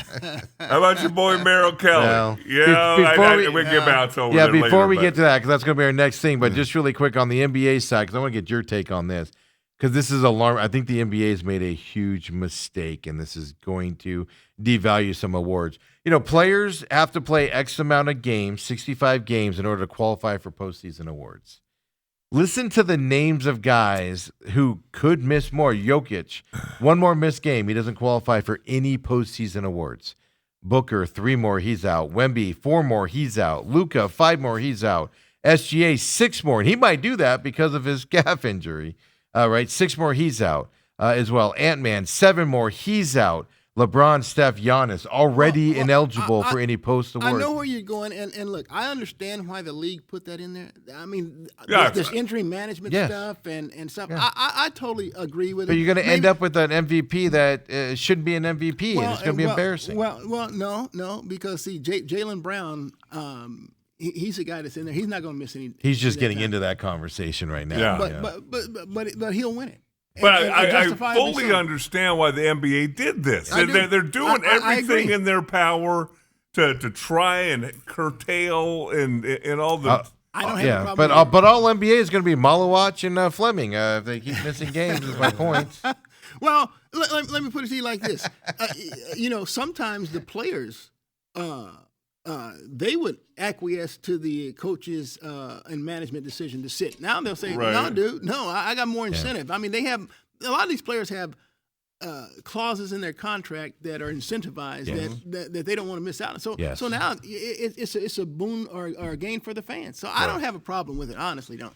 The so I don't care about postseason awards. It's just like an all NBA team without Giannis and those guys is going to look ridiculous, but nobody's going to remember in a few years. Heck, I But can't you're remember running to the last point year's. where Brown doesn't win the MVP. You're running down some pretty big steps here to get down to somebody that wins it. It's going to devalue those awards at the end of time. I know why they did it, but I'm just saying I don't think they anticipated the amount of superstars that aren't going to be there Well, at I the tell you end. what, injuries are really hitting this year. I mean, and they're hitting some superstars. And there's I mean, soft tissue and issues. I'm talking about a glut of players. But they're soft tissue injuries. It's a lot of thighs, knees, calves, and that type of stuff. And I it's honestly alarming. I honestly don't know what the answer is because it's definitely alarming, and it's hit it at rates that we've never seen before. Right. Before we get into baseball, because there's a lot of baseball talk we got to do today with spring training going and stuff like that, Robert does chime in and say, need to remind Coop who won the gold medal in women's hockey. Hey, I never said that they wouldn't. I was nervous that they wouldn't. I thought we heard, Coop. All we heard was you said, can you get it? You were wearing the Canadian flag. Right. See, this is the thing that I was worried about. They were untouchable. Even shut out Canada a long way. So now they're in the gold medal game against Canada, and I just feared that, man, they were so near perfect, letter perfect, that one game, and I mentioned this happened to I've seen it happen to ASU baseball before college baseball flipped its format, College World Series. ASU's gone into the finals undefeated, and they lost that game on the final, and there was no other game. Right. And so they didn't win. They finished runner-up. So I didn't want to see that happen to our ladies. And dude, I'm gonna tell you something. You talking about drama? You talk about nervous time. Well, they scored 2 minutes left in the third. It was 1-0. I said, "Kiss my royal behind." I was upset, man. When so it's 1-1, and I'm gonna tell you, it just cranked up the nerves and the emotions, everything in the overtime. I mean, because it's sudden death now. It's do or die. Right. I mean, and whew. So I was happy. Yeah, to be fair, Coop did text us both here and apologize for saying that. He was like, "I'm so sorry, I spoke that into existence, guys." Yeah, but I'll tell you this: I didn't expect the men to win. I really didn't. So I did not. No. Well, they weren't the best team out. Canada is right about that. They were the better team out there. But like I said, we have a history in this country of winning when we're not the best. That's what we do. The outrage is, I'm like, who is this Hellebuck guy? And it's almost sounded like Hell-Australia. I mean, geez. I don't remember who it was, but somebody did text in and goes, "Is Helly going to be upset that there's a new Helly in town?" Yeah. I like that. That was great. But yeah, the men's game, they were lucky to win that. I mean, their goaltender. That's the thing about hockey, though. Your goaltender can. We've seen Stanley Cup champions on teams like the Kings won it one year, all because Jonathan Quick would not let a puck go by him. Well, Cujo's been a guy that's won titles for his teams because of his stellar play in net. And are you? I know they're from here, and I know their dad's got a history. Are you a Tkachuk brothers a fan? Well, look, I still remember Keith during his days with the Coyotes when they were playing at America West Arena. I mean, those were some exciting times. Look, speaking of Cujo, I still remember that St. Louis Blues and the Arizona Coyotes in a playoff series. And I'm telling you, these games were first rounder because they never got past the first round. These games were like 1-0. Yeah. They were like 0. They would go to overtime 0-0, and I bet you just couldn't beat Curtis Joseph. Right. I mean, that guy single-handedly stonewall a Coyotes team that had Jeremy Roenick, Keith Tkachuk, and Shane Doan. Yeah. I mean, it was a great young team. Shane Doan too, superstar. And we had some guy named Nikolai Hobby-Bulin. Was Hobby goalie that year? No, he wasn't. I would say that wasn't him that year. It was somebody else. I can't think of the guy's name, so I just threw it out there. Because Hobby came out later. So you're too good for me. But I don't. Yeah, sorry. I didn't mean to call you out. I'm sorry. But but the interesting thing about it, the only reason I bring it up is because, like, I actually, with Keith Tkachuk, I actually hold it against him. Fantastic player here, a little chubby, not in shape. Fully admitted it, would rather be golfing and stuff like that. Gets traded to the St. Louis Blues. And they flat out told him, you want to play here? You better get your butt in shape. All of a sudden, he's working out. He's got abs. He's skinny. He's physical now and all that stuff. And I'm like, you jerk. When you were here, you couldn't do that, but you go to a team that has those expectations. Also told me the Coyotes were soft also. But the problem I have with the brothers is they're fantastic. They're physical players, but, that's the problem. In those types of environments of the Olympics where you can't fight, you can't mix it up, you can't get in the other guy's heads, I just feel like they struggle a little bit and bring the team down a little bit. In terms of that, they need more stick guys out there and stuff like that. I don't know. I'm just curious. I'm taking the pulse on the Tkachuk guys from local people here. Well, I love the fact that, Arizona, a desert state, not known for anything to do with hockey. I mean, arguably the best player in hockey Austin Matthews Wow. developed here, Right. along with Kachuk's two sons. Yep, Right. Chandler. And Matthew there's Brady. actually another one as well that I'm completely forgetting his name right now.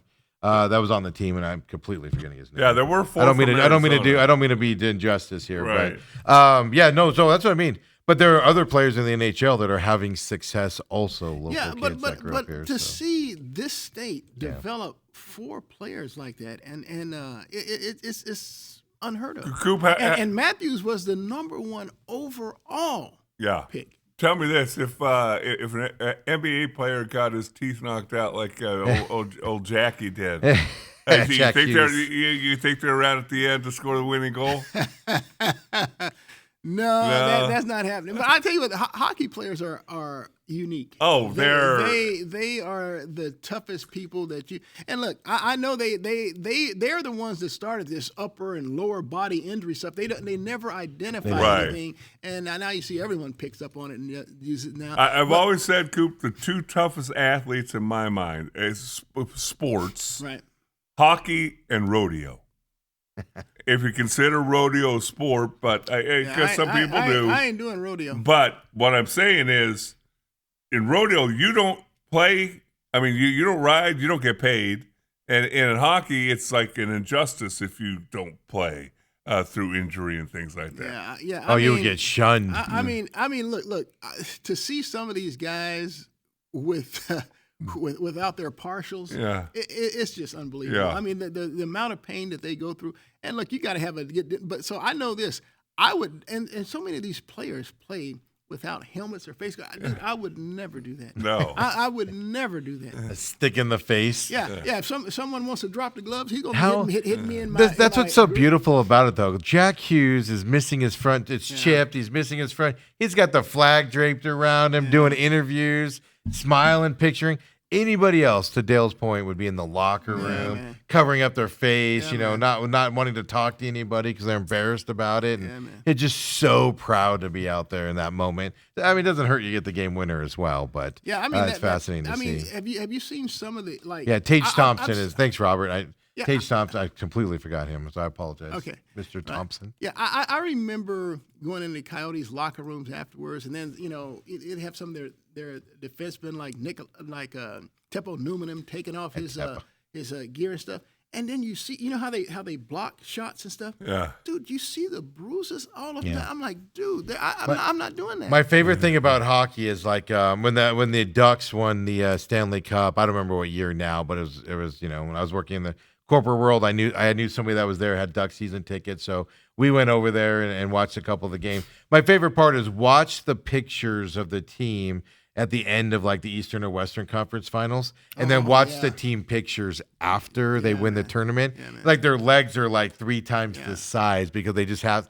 By that point, their legs are done. They have to put so much padding on them to protect them from the sticks and the pucks and stuff like that. Those and pucks traveling at that speed. Yeah. 100-something miles an hour. And it's I they're not frozen. They're hard. They're rubber, but they're frozen on top of it and things. But so overall, Olympics were fun for you. Were you part of the 23 million people watching it every day? Well, like I told you guys, I really only watched the hockey. I know. And there 'Cause was you said there you was hated nothing, it. Well, Our I just- most won medal year, Coop. Yeah, look, they don't really compete. I told you guys this from a I medal know. standpoint. And I mean, it just takes.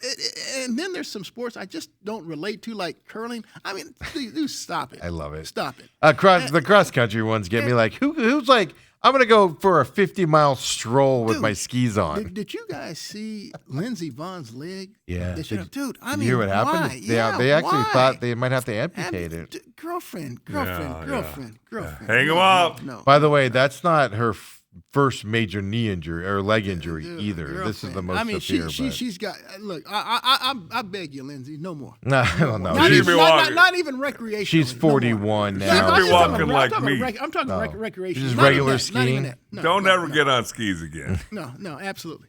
That's gotta be hard though.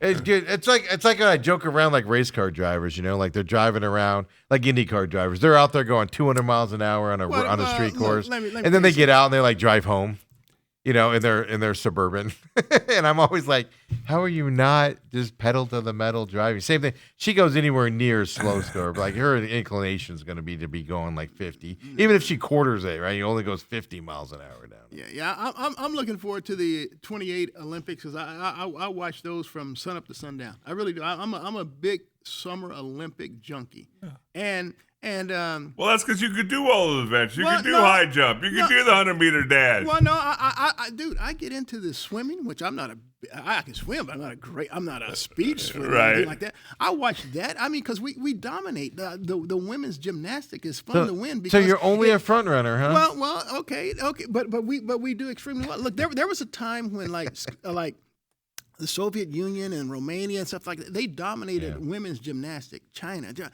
Heck, our U.S. women, they kick behind. Right. I mean, I just love watching this. But that's stuff. what's amazing about the Winter Olympics. Like we got our first cross country skiing medal here, man, for the first time in 50 Well, I'll tell you years. what. They started doing something. They Our started first medal in men's hockey, gold medal in 46 years. Coop. They start winning the medal count. They'll start getting my attention. Yeah, Okay. see, it's all front I runner. finished second. I'm all of. Oh, Coop. Coop's a front runner, folks. That's what we learned here as well. Amen, That explains amen. why you rooted for Canada in that women's hockey game. That explains a lot. Make a note here. Coop equals Canadian. Not a chance, Peter. Not a chance. Hey, I will say this though. The Olympic Winter Olympic team, they did themselves well. Yeah. They did. Represent well, yeah. I think you said it's the most medals ever. Yes. Most gold medals and most medals ever, yeah. To my point. That's They're why getting everybody better got at it. it. They're getting better Yeah. at it as they're, now to get to Norway's level, you're just never, it's going to be hard to do that because they dominate those, because, they have to be on skis, 11 months out of the year up there. So they're going to be better at cross country and, the biathlon where you shoot stuff from, like you shoot a bear while you're going to work one morning, while you're skiing to work. You have to stop, shoot a bear, and then just keep Tell going. him to stop it. They're always going to be better at that stuff. But bobsled, the skeleton, those things. Hey, you're but there starting was to see some a lot more people 41-year-old get that. woman that was kicking behind in the bobsled. Yeah. Yeah. She won a medal. Yeah. First time in might be ever, if I remember correctly, but first time in a long time, if not ever, that she won a medal in that gold. She won a bronze, but yeah, no. We're starting to see some competition pipe up here as well on that stuff. But even curling. Curling's not our sport. Like hockey, that's a Canadian sport. They have all those Hey, first weird of all, garbage it's not a stuff up sport, there. So let's get that straight. Yeah. Hey, but let's They move have on- all let's those move- garbage let's move on to sports up baseball. there. Let's move on to baseball. But we'll, Hey, before we go to baseball, are you going to come clean on this show and let us know that you, Bruce Cooper, were the man who put down $26,400 Dale's denying that it was him. for the Josh Rosen football card? Are you going to come clean, Coop? Hey, look. Did you see this? I'm convinced it was Rosie's uncle. Somebody See? in the family. That's what I 'Cause said earlier. What family member? Let me tell you something. And I know people, there's a lot of Kyler Murray haters out there, but can you think of what this roster Cardinals team would be like if they still had Josh Rosen? Because, they would have been stuck with Josh Rosen. They've spent the 10th overall pick in the draft on him, Yes. and he was gone the next year, and he's not even in the league anymore. No. I mean, you talk about a quarterback who was, grossly misrated. Or what? Whatever you want to call it. Right. Dude's not even in the league, man. 26,000. Never got another chance to start in the league. He bounced around, but yeah. Jamarcus Russell was probably one of the most overrated because he was the first overall pick. Hell, he can't even get $5 for a car, and you spend $26. Well, really quick before you say what you're going to say, Dale. Sam Darnold's 2018 card, same year. It's a different one. That's a flawless NFL Shield one. One of one, PSA 10, Sam Darnold, Super Bowl champion 2018. The most that commanded was $5,000 or $15,000. And Josh Rosen just beat him by 26,400, $26,000. Coop. Yeah. Where are you going to put it in your house? Right. That's the card right there, too. Isn't that the ugliest card? I can confirm it wasn't me. I came in wondering if it was Dale today. Wanted to see where it was at. Let's take our break here. We got to talk some. Speaking of basketball and teams may be in trouble, are the Arizona Wildcats in trouble? We'll get Coop's things on that. And I'm asking from a player's perspective here because there's a lot. When you don't put information out, Coop, it allows people to speculate. And can it do damage to the Wildcats? We'll talk about that. Come on back. And, of course, Diamondbacks Talks here. Miracle. Right? Got to take a deep breath for that. Come on back, folks. With Bruce Cooper, the main event.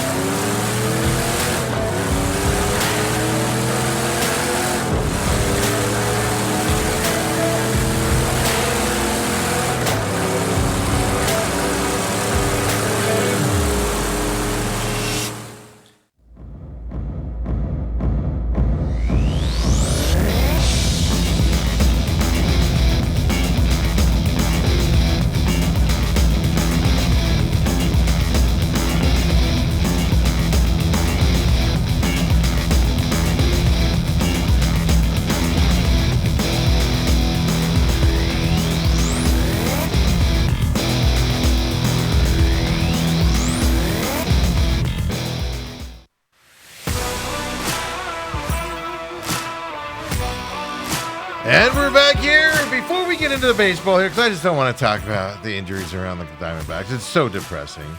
But speaking of injuries, ASU plays TCU today, folks, for men's basketball. Bobby Hurley, his tenure here at ASU. And then over the weekend, I see an article of somebody putting a trial balloon up there of, well, Graham Rossini's not tired of Bobby Hurley yet, so don't close the door on that situation.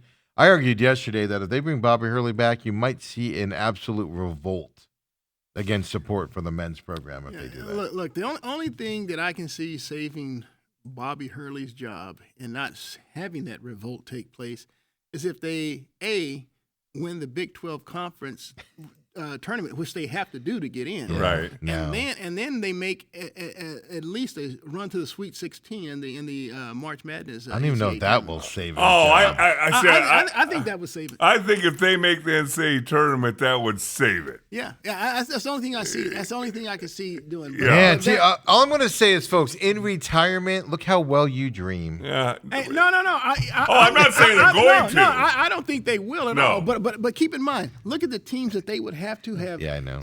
In the Big 12, Yeah, yeah. in the Big 12 alone. The Big 12 is you're going up against Final Four caliber teams every day, basically, that you're playing there. The farther you go, if you make it past the first weekend. Right. Yeah. And so I know, I'm I just think giving you a that, hard time. but I that would be a miracle. I don't see that happen. So now you look and you see, well, which coaches are out there that you could bring in here that you think that can flip the fortunes of this program? Is there a basketball Kurt Signetti? I'm not aware of any. Well, the difference between this hire compared to other hires around basketball is I kind of gave that where they gave Willie Bloomquist. Now, he's not making a crap ton of money, but for baseball manager standards, he's making good money. They gave him that increase, right? They paid good money to Molly Miller to be here and not go someplace else. They're upping the ante on these positions now, whereas in the past, let's face it, they were willing to, hey, what's the cheapest coach? What's the best coach we can get for a cheap price? And it looks to me, at least, that they've changed that attitude. Yeah, that doesn't mean they're going to go get, one of the top level guys there to come in here at $15 million a year, whatever it is. Yeah, but they're going to spend the money. Yeah, I think the biggest thing is that President Crow has changed his tune relative to athletics. And very quietly, don't you think? I mean, he hasn't really come out and said anything. The Board of Regents put something in his contract where he's judged by sports now, and he did not have that before. Is that enough to do it? You would think that will come out, but it's been very quiet. Well, I know that's in his contract. They did say that they put. I don't know what the measurement was, but there is a measurement on sports. And I'm glad to see it. I mean, I love that Graham Rossini is paying attention big time based on his history with the ASU baseball program. Yeah. Look at the improvement. I mean, the fact that they I got to might get give out to a up- baseball game because the improvements that I've read they've made at the Phoenix Muni are just unprecedented for a West Coast from team. a cosmetic Yeah, standpoint. for like the fans. Okay. But even then, the locker rooms for the team and stuff like that. So they're putting a ton of money into that program. Yeah. And they should. I mean, ASU historically has had a great program, but since Pat Murphy left, it's been Struggled. Yeah, it's been a major struggle. No doubt about that. But the real question I want to talk about college basketball, your Arizona Wildcats. Look, they're still going to be a number 1 seed. I've told you that before. They have a couple more tough. They have a break here with Baylor coming up. Then they have a couple games after that, Kansas at home, and then Iowa State at home, and then they get a break with Colorado as well. My question I got for you, though, is, and, pick up the phone, call your contact there in the Pete family. What's going on with Koa Pete? Is he going to come back? I don't even know the nature of his injury. Nobody does. They're not releasing it. Lower body injury. He was upgraded to questionable. Well, they said for tonight. They said they were going to look at him in a week. That time frame has come, and now they said he's out for Kansas. Which, by the way, Kansas is this Saturday. So they're ruling him out 5 days in advance. Well, I'll tell you what. Hats off to Anthony Del Orso. I mean, this kid's come off the bench, and he has given this a colossal shot in the arm. I mean, he was terrific against the Houston Cougars on a Saturday. I mean, he's just done a fantastic job, and so I think it's a credit to Coach Lloyd and his staff. I mean, they keep people ready and. They step in and look. He plays plays a position and a game completely different than Koa Pete. But what he's bringing is what U of A didn't have throughout the season because they were so interior impacted or they Dominant, dominant. That's what they're looking for. And now he's bringing a 3-point stroke. He's bringing a 3-point shot that's starting to open up. Now some of the inside stuff for Krivats and Kobe, and so this other foreign guy they have, Krishentov. Yeah. Is that his name? Oh man, this kid's solid too. But I mean, the other night they shot like 3 3-pointers. Do you think that come tournament time that could be a bugaboo for them? Well, let me tell you something. The fact that they are getting a consistent stroke for Del Orso, I think that, and he's opening things up from the perimeter. I think that you're going to find that Lloyd, even if Pete did come back, he's going to have to find more playing time for this kid. And I call him a kid. I think he's a senior. I think he's an older he was a transfer. He's an older player. Yeah, yeah. He was a transfer. Right. And wherever he was, I think it was a smaller school. I mean, he was the big man on campus there, so he doesn't lack for any confidence Right. or skill. He's not going to blow you away with any athleticism, but he's a highly intelligent kid, plays within himself, and has a nice stroke. The only thing I worry about, and that's why I bring up Kobe Pete, is look, they're not Kobe Pete. They're not releasing any information. Now, you don't have to say it's a thigh, or ankle, or whatever, but just the speculation's running rampant around Arizona circles on that injury because they're. Why not release something? Get the pressure off of him. Why are you putting all that pressure on him? And then the other kid that's sick. He's legitimately sick. He's been out for 3 weeks. It's not the flu, obviously. People are speculating it's mono or whatever he's got and stuff. But why not take the pressure off these kids? Aristotle? Yeah, Aristotle. Yeah. But why not, it was a very good part of this team going into it.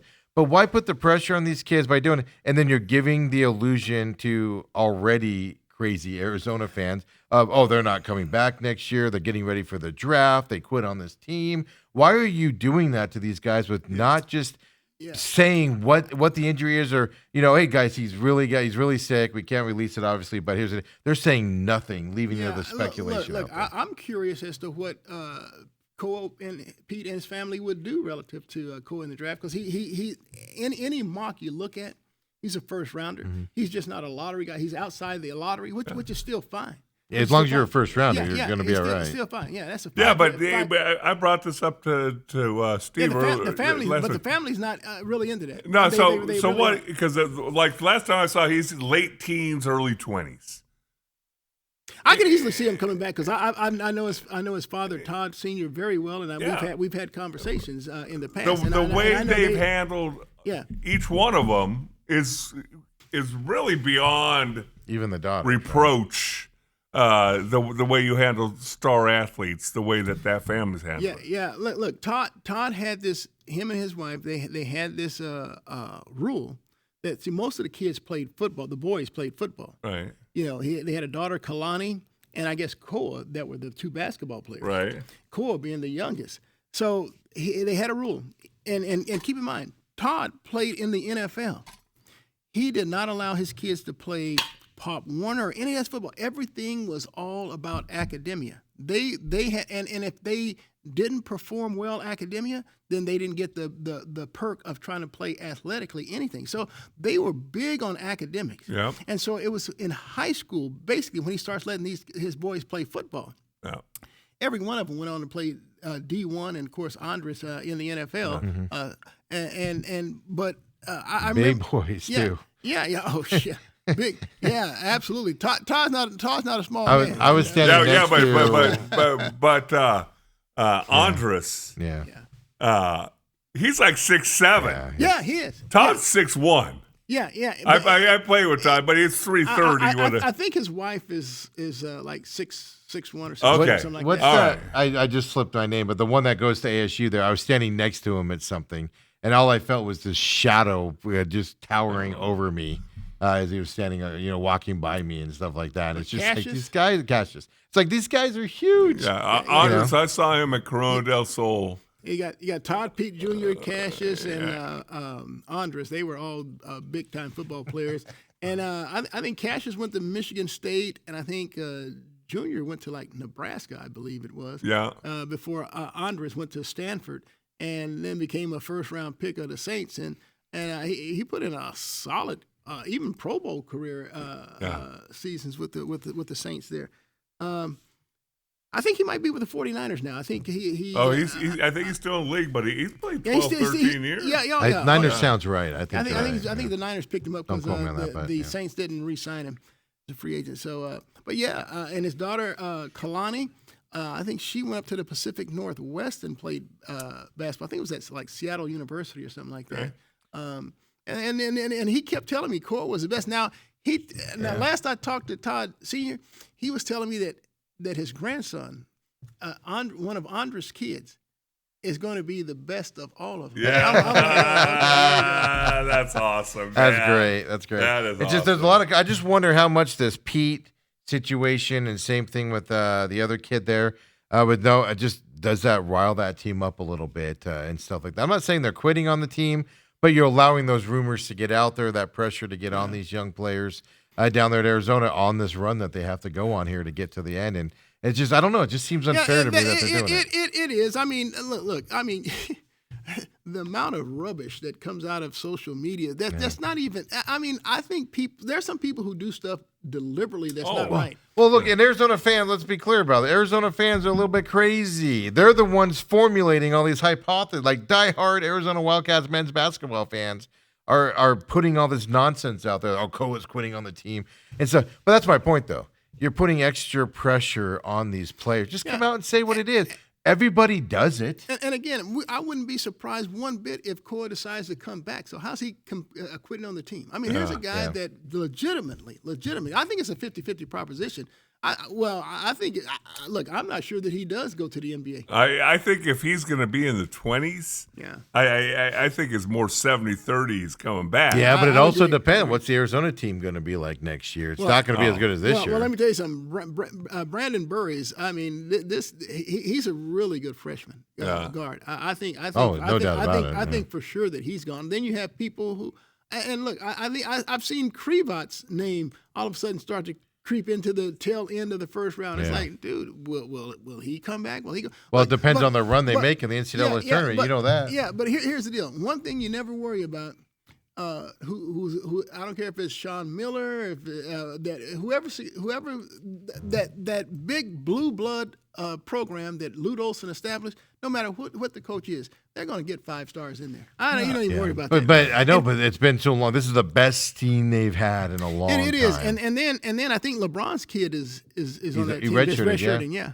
And I don't follow it, but supposedly he's the best LeBron kid as well, meaning he's the best one that plays basketball. So it'll be interesting to see what he does, but he's redshirting down there as well. I just wanted to bring that up as well. But Coop, Justify your Arizona Diamondbacks and the way they get ready for the baseball season with injuries. Hey, look, I'm not sure if they've even taken a more deeper or introspective look at their strength and conditioning program and personnel there. I'm not sure, but I would if I was them. I mean, the glut of Tommy John injuries, the glut of, like you talked about, the soft tissue injuries. I mean, there's nothing you can do about a guy that takes a swing and his hamate bone snaps. You can't do anything about that. Right. But everything else, most everything else, because Well, again, they lost pitchers last year in spring training.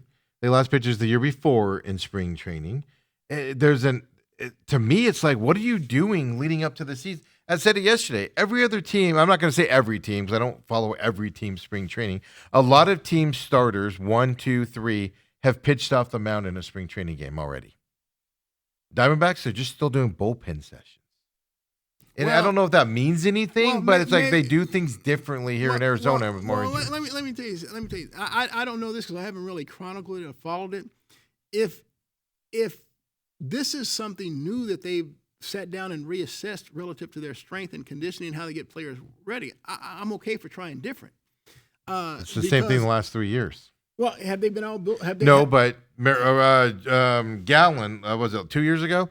Oh, after the World Series run? Well, I put 30 extra innings on my arm, so I need to go slower in spring training and ramp up get ready for May and the rest of the season and the playoff. Yeah.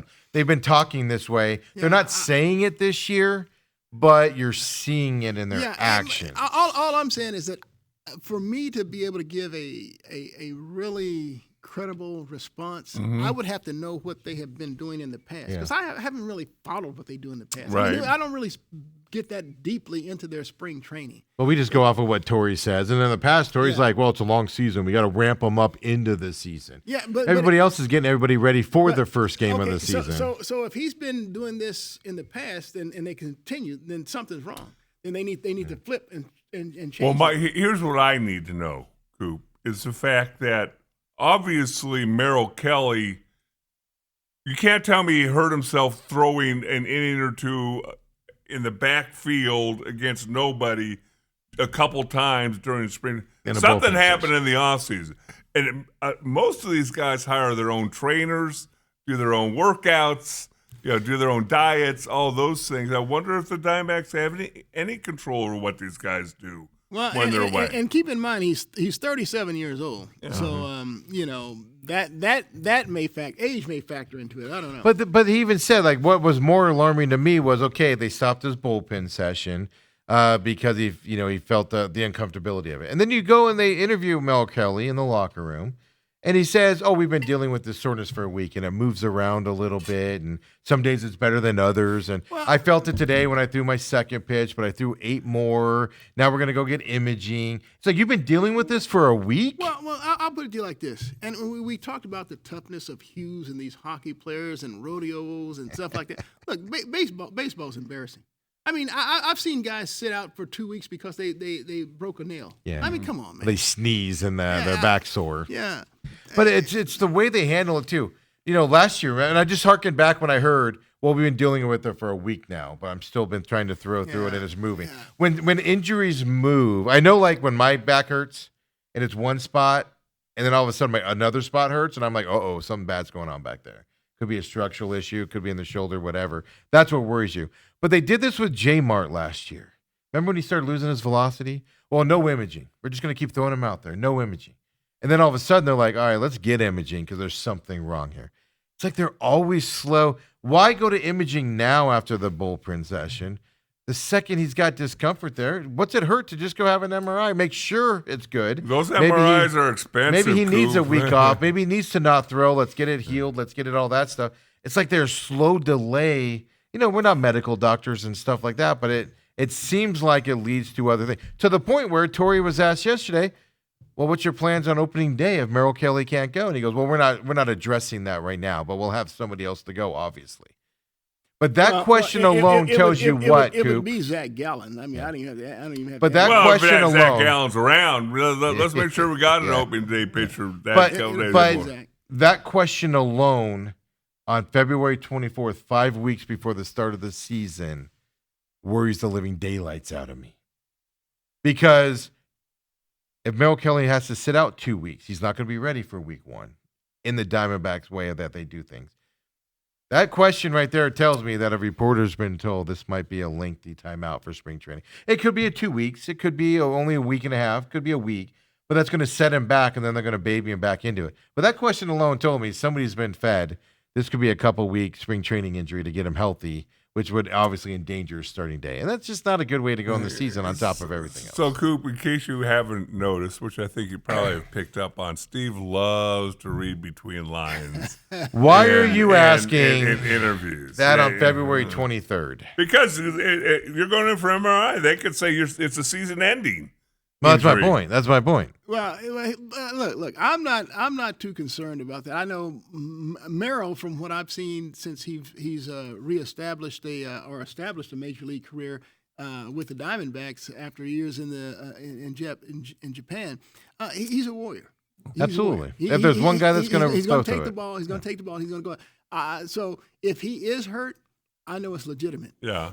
Now it could be that the Diamondbacks are asking him to step back. Nothing would surprise me from that regard. But if there's a baseball player that I do believe in on that team in terms of their toughness, it would be, I guess, Corbin Carroll 1, Merrill Kelly 2.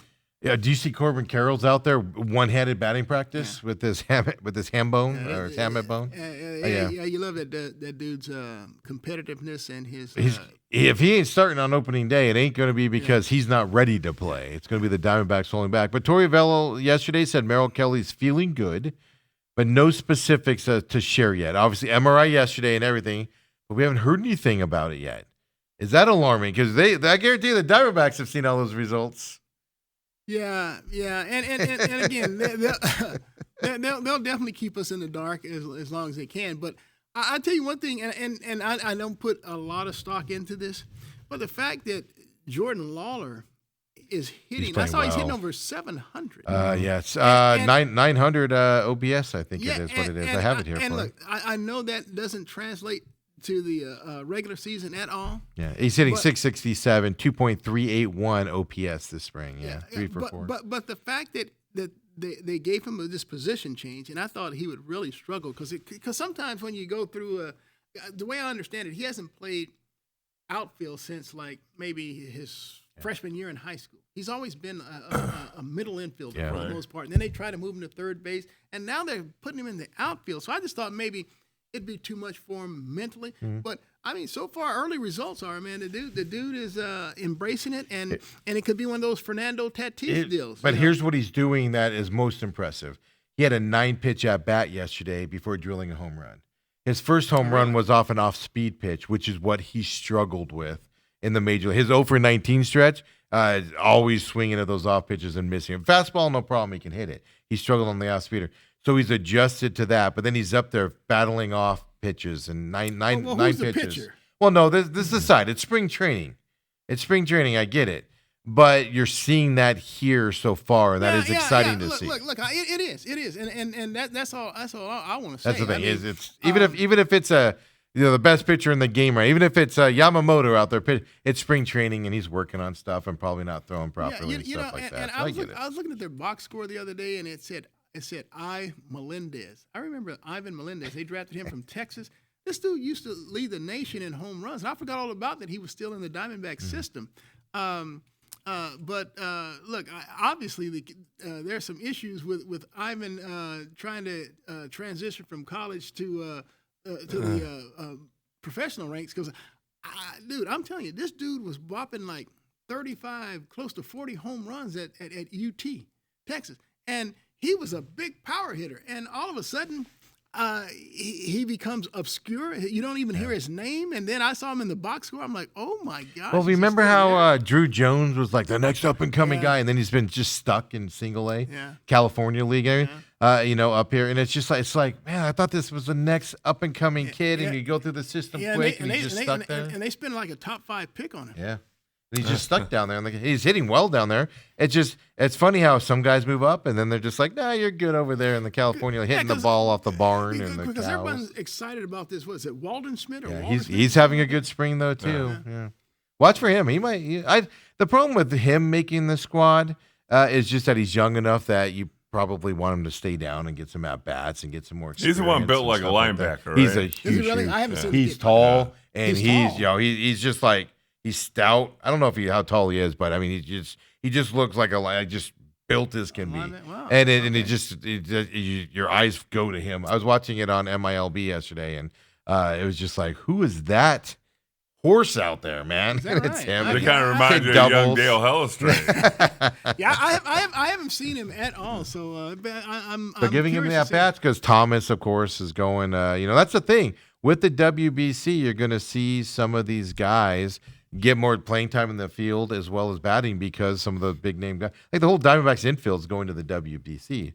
So who's going to be able to step up into those spots and play those positions? And then, of course, Alek Thomas is going to Mexico, so that opens up the outfield spot for more guys to play and stuff like that. Last thing I got for you, Coop, here, Jordan Tyson announced that in the NFL Combine, he's going to do nothing. Is that a good choice? Well, I mean, a lot of these projected top picks, they do that. He's And projected then- top 10, lower top 10. and then they just perform at their pro day because now they look. I don't like it, but it's what Coming a lot off of them do. injuries like he is, though, Yeah. I feel like to me it's yeah. more important he gets Yeah, out there and runs, well, right? well, he'll do that as pro day and stuff. But here's the deal: for me, if I were him, based on the biggest negative on him, and really I think the only negative on him is his injury history. Yep. I mean, the dude, if you trace him back to Colorado, even up to Arizona State, he's always he's Those just collarbone and then the and so hamstrings. yeah, before I'm going to invest any type of money in this kid, or even a top 10 pick. a top pick. Yeah. I'm definitely going to look at his injury history. My medical team's going to go over him like a fine tooth comb. But I would also be impressed if he went out and showed what he can do at the combine and double it in the that's my argument. In his pro day, Yeah. because it's like, dude, you're one of those people who have to show some type of durability, some type of because he has these soft tissue injuries. I mean, if you ran and did everything at the combine, came back in the pro day, I feel a lot better now going in on draft day. Well, that's my thought as well.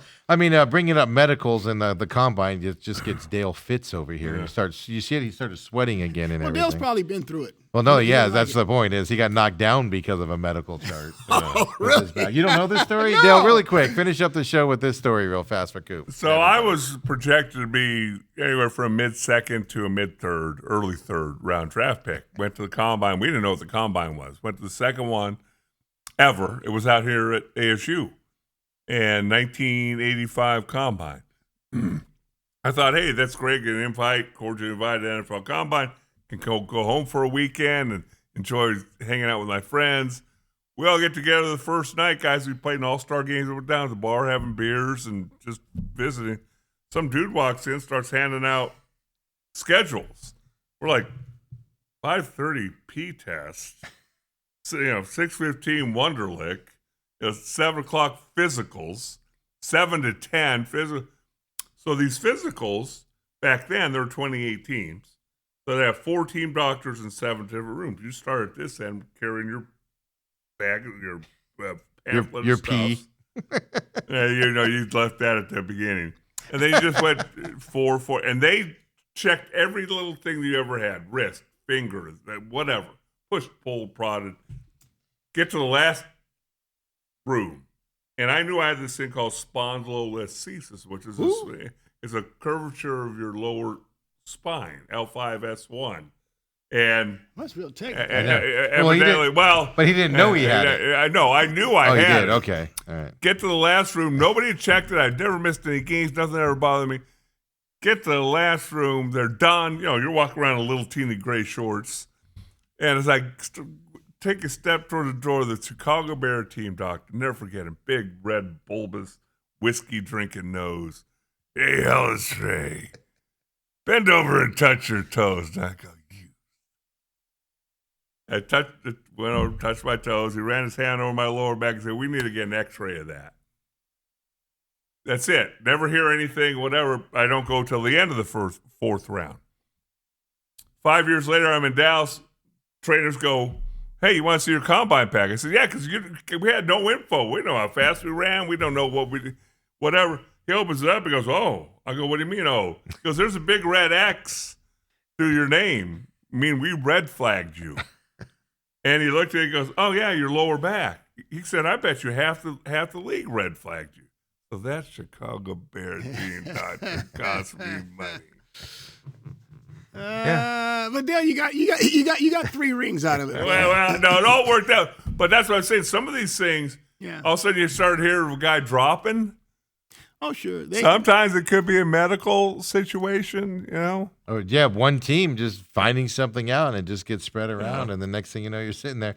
But that's why Dale was sweating there when you brought up the medical side of it and all that. But I just don't know on Jordan Tyson. Like you said, I think he needs to prove he can be durable in those situations. I mean, that's look. His ability on the field, his catch radius, his ability to run routes, get open, read defense. I mean, it's all top drawer. I mean, and he seems like a good kid. Yeah. I mean, look. You know that they have good athletic genes because his brother Jalen is a top player for the Cleveland Cavaliers. Yeah. I mean, he's probably their best 3-point. Merrill's their best 3-point shooter. But he's definitely he's one of their top 2 or 3 best 3-point shooters. They don't win as many games without him if he's not there. So the genes are there. The DNA is there for this kid for Jordan to have a really good pro career, but the dude's gonna have to show some type of durability. Yeah. So I saw that and I was just like, oh man, like at least run something or jog or do something. But hey, that's what representation is. A lot of the kids do it. A lot of the kids. I know, especially top 10 guys and stuff like that. Coop, thank you very much. So we got, just so everybody knows, here's the bad news for you guys. 1, we got the dinner on Thursday, but 2. No show on Friday, so none of you will know how it goes. But if you hear of a fight in what is that? East Scottsdale, South North Phoenix, curious, why is there no show on Friday? What's moving. Dale doing? We're moving the studio. I'm gonna be full. Riley and Kobe and the boys are all moving the studio on Thursday and then setting up all day on Friday so we can rock and roll on Monday. So that's the exciting things happening here coming up as well. We can't blame Dale this time. No, this time. No, Dale's all like, I already had golf scheduled. It doesn't matter. Come on back tomorrow, everybody. McCollum on Business is already in the bag there for you. It's going to be at 7 a.m. here the next couple of days as well. So join us, the main event as well. And we'll see you all tomorrow. Have fun, everybody.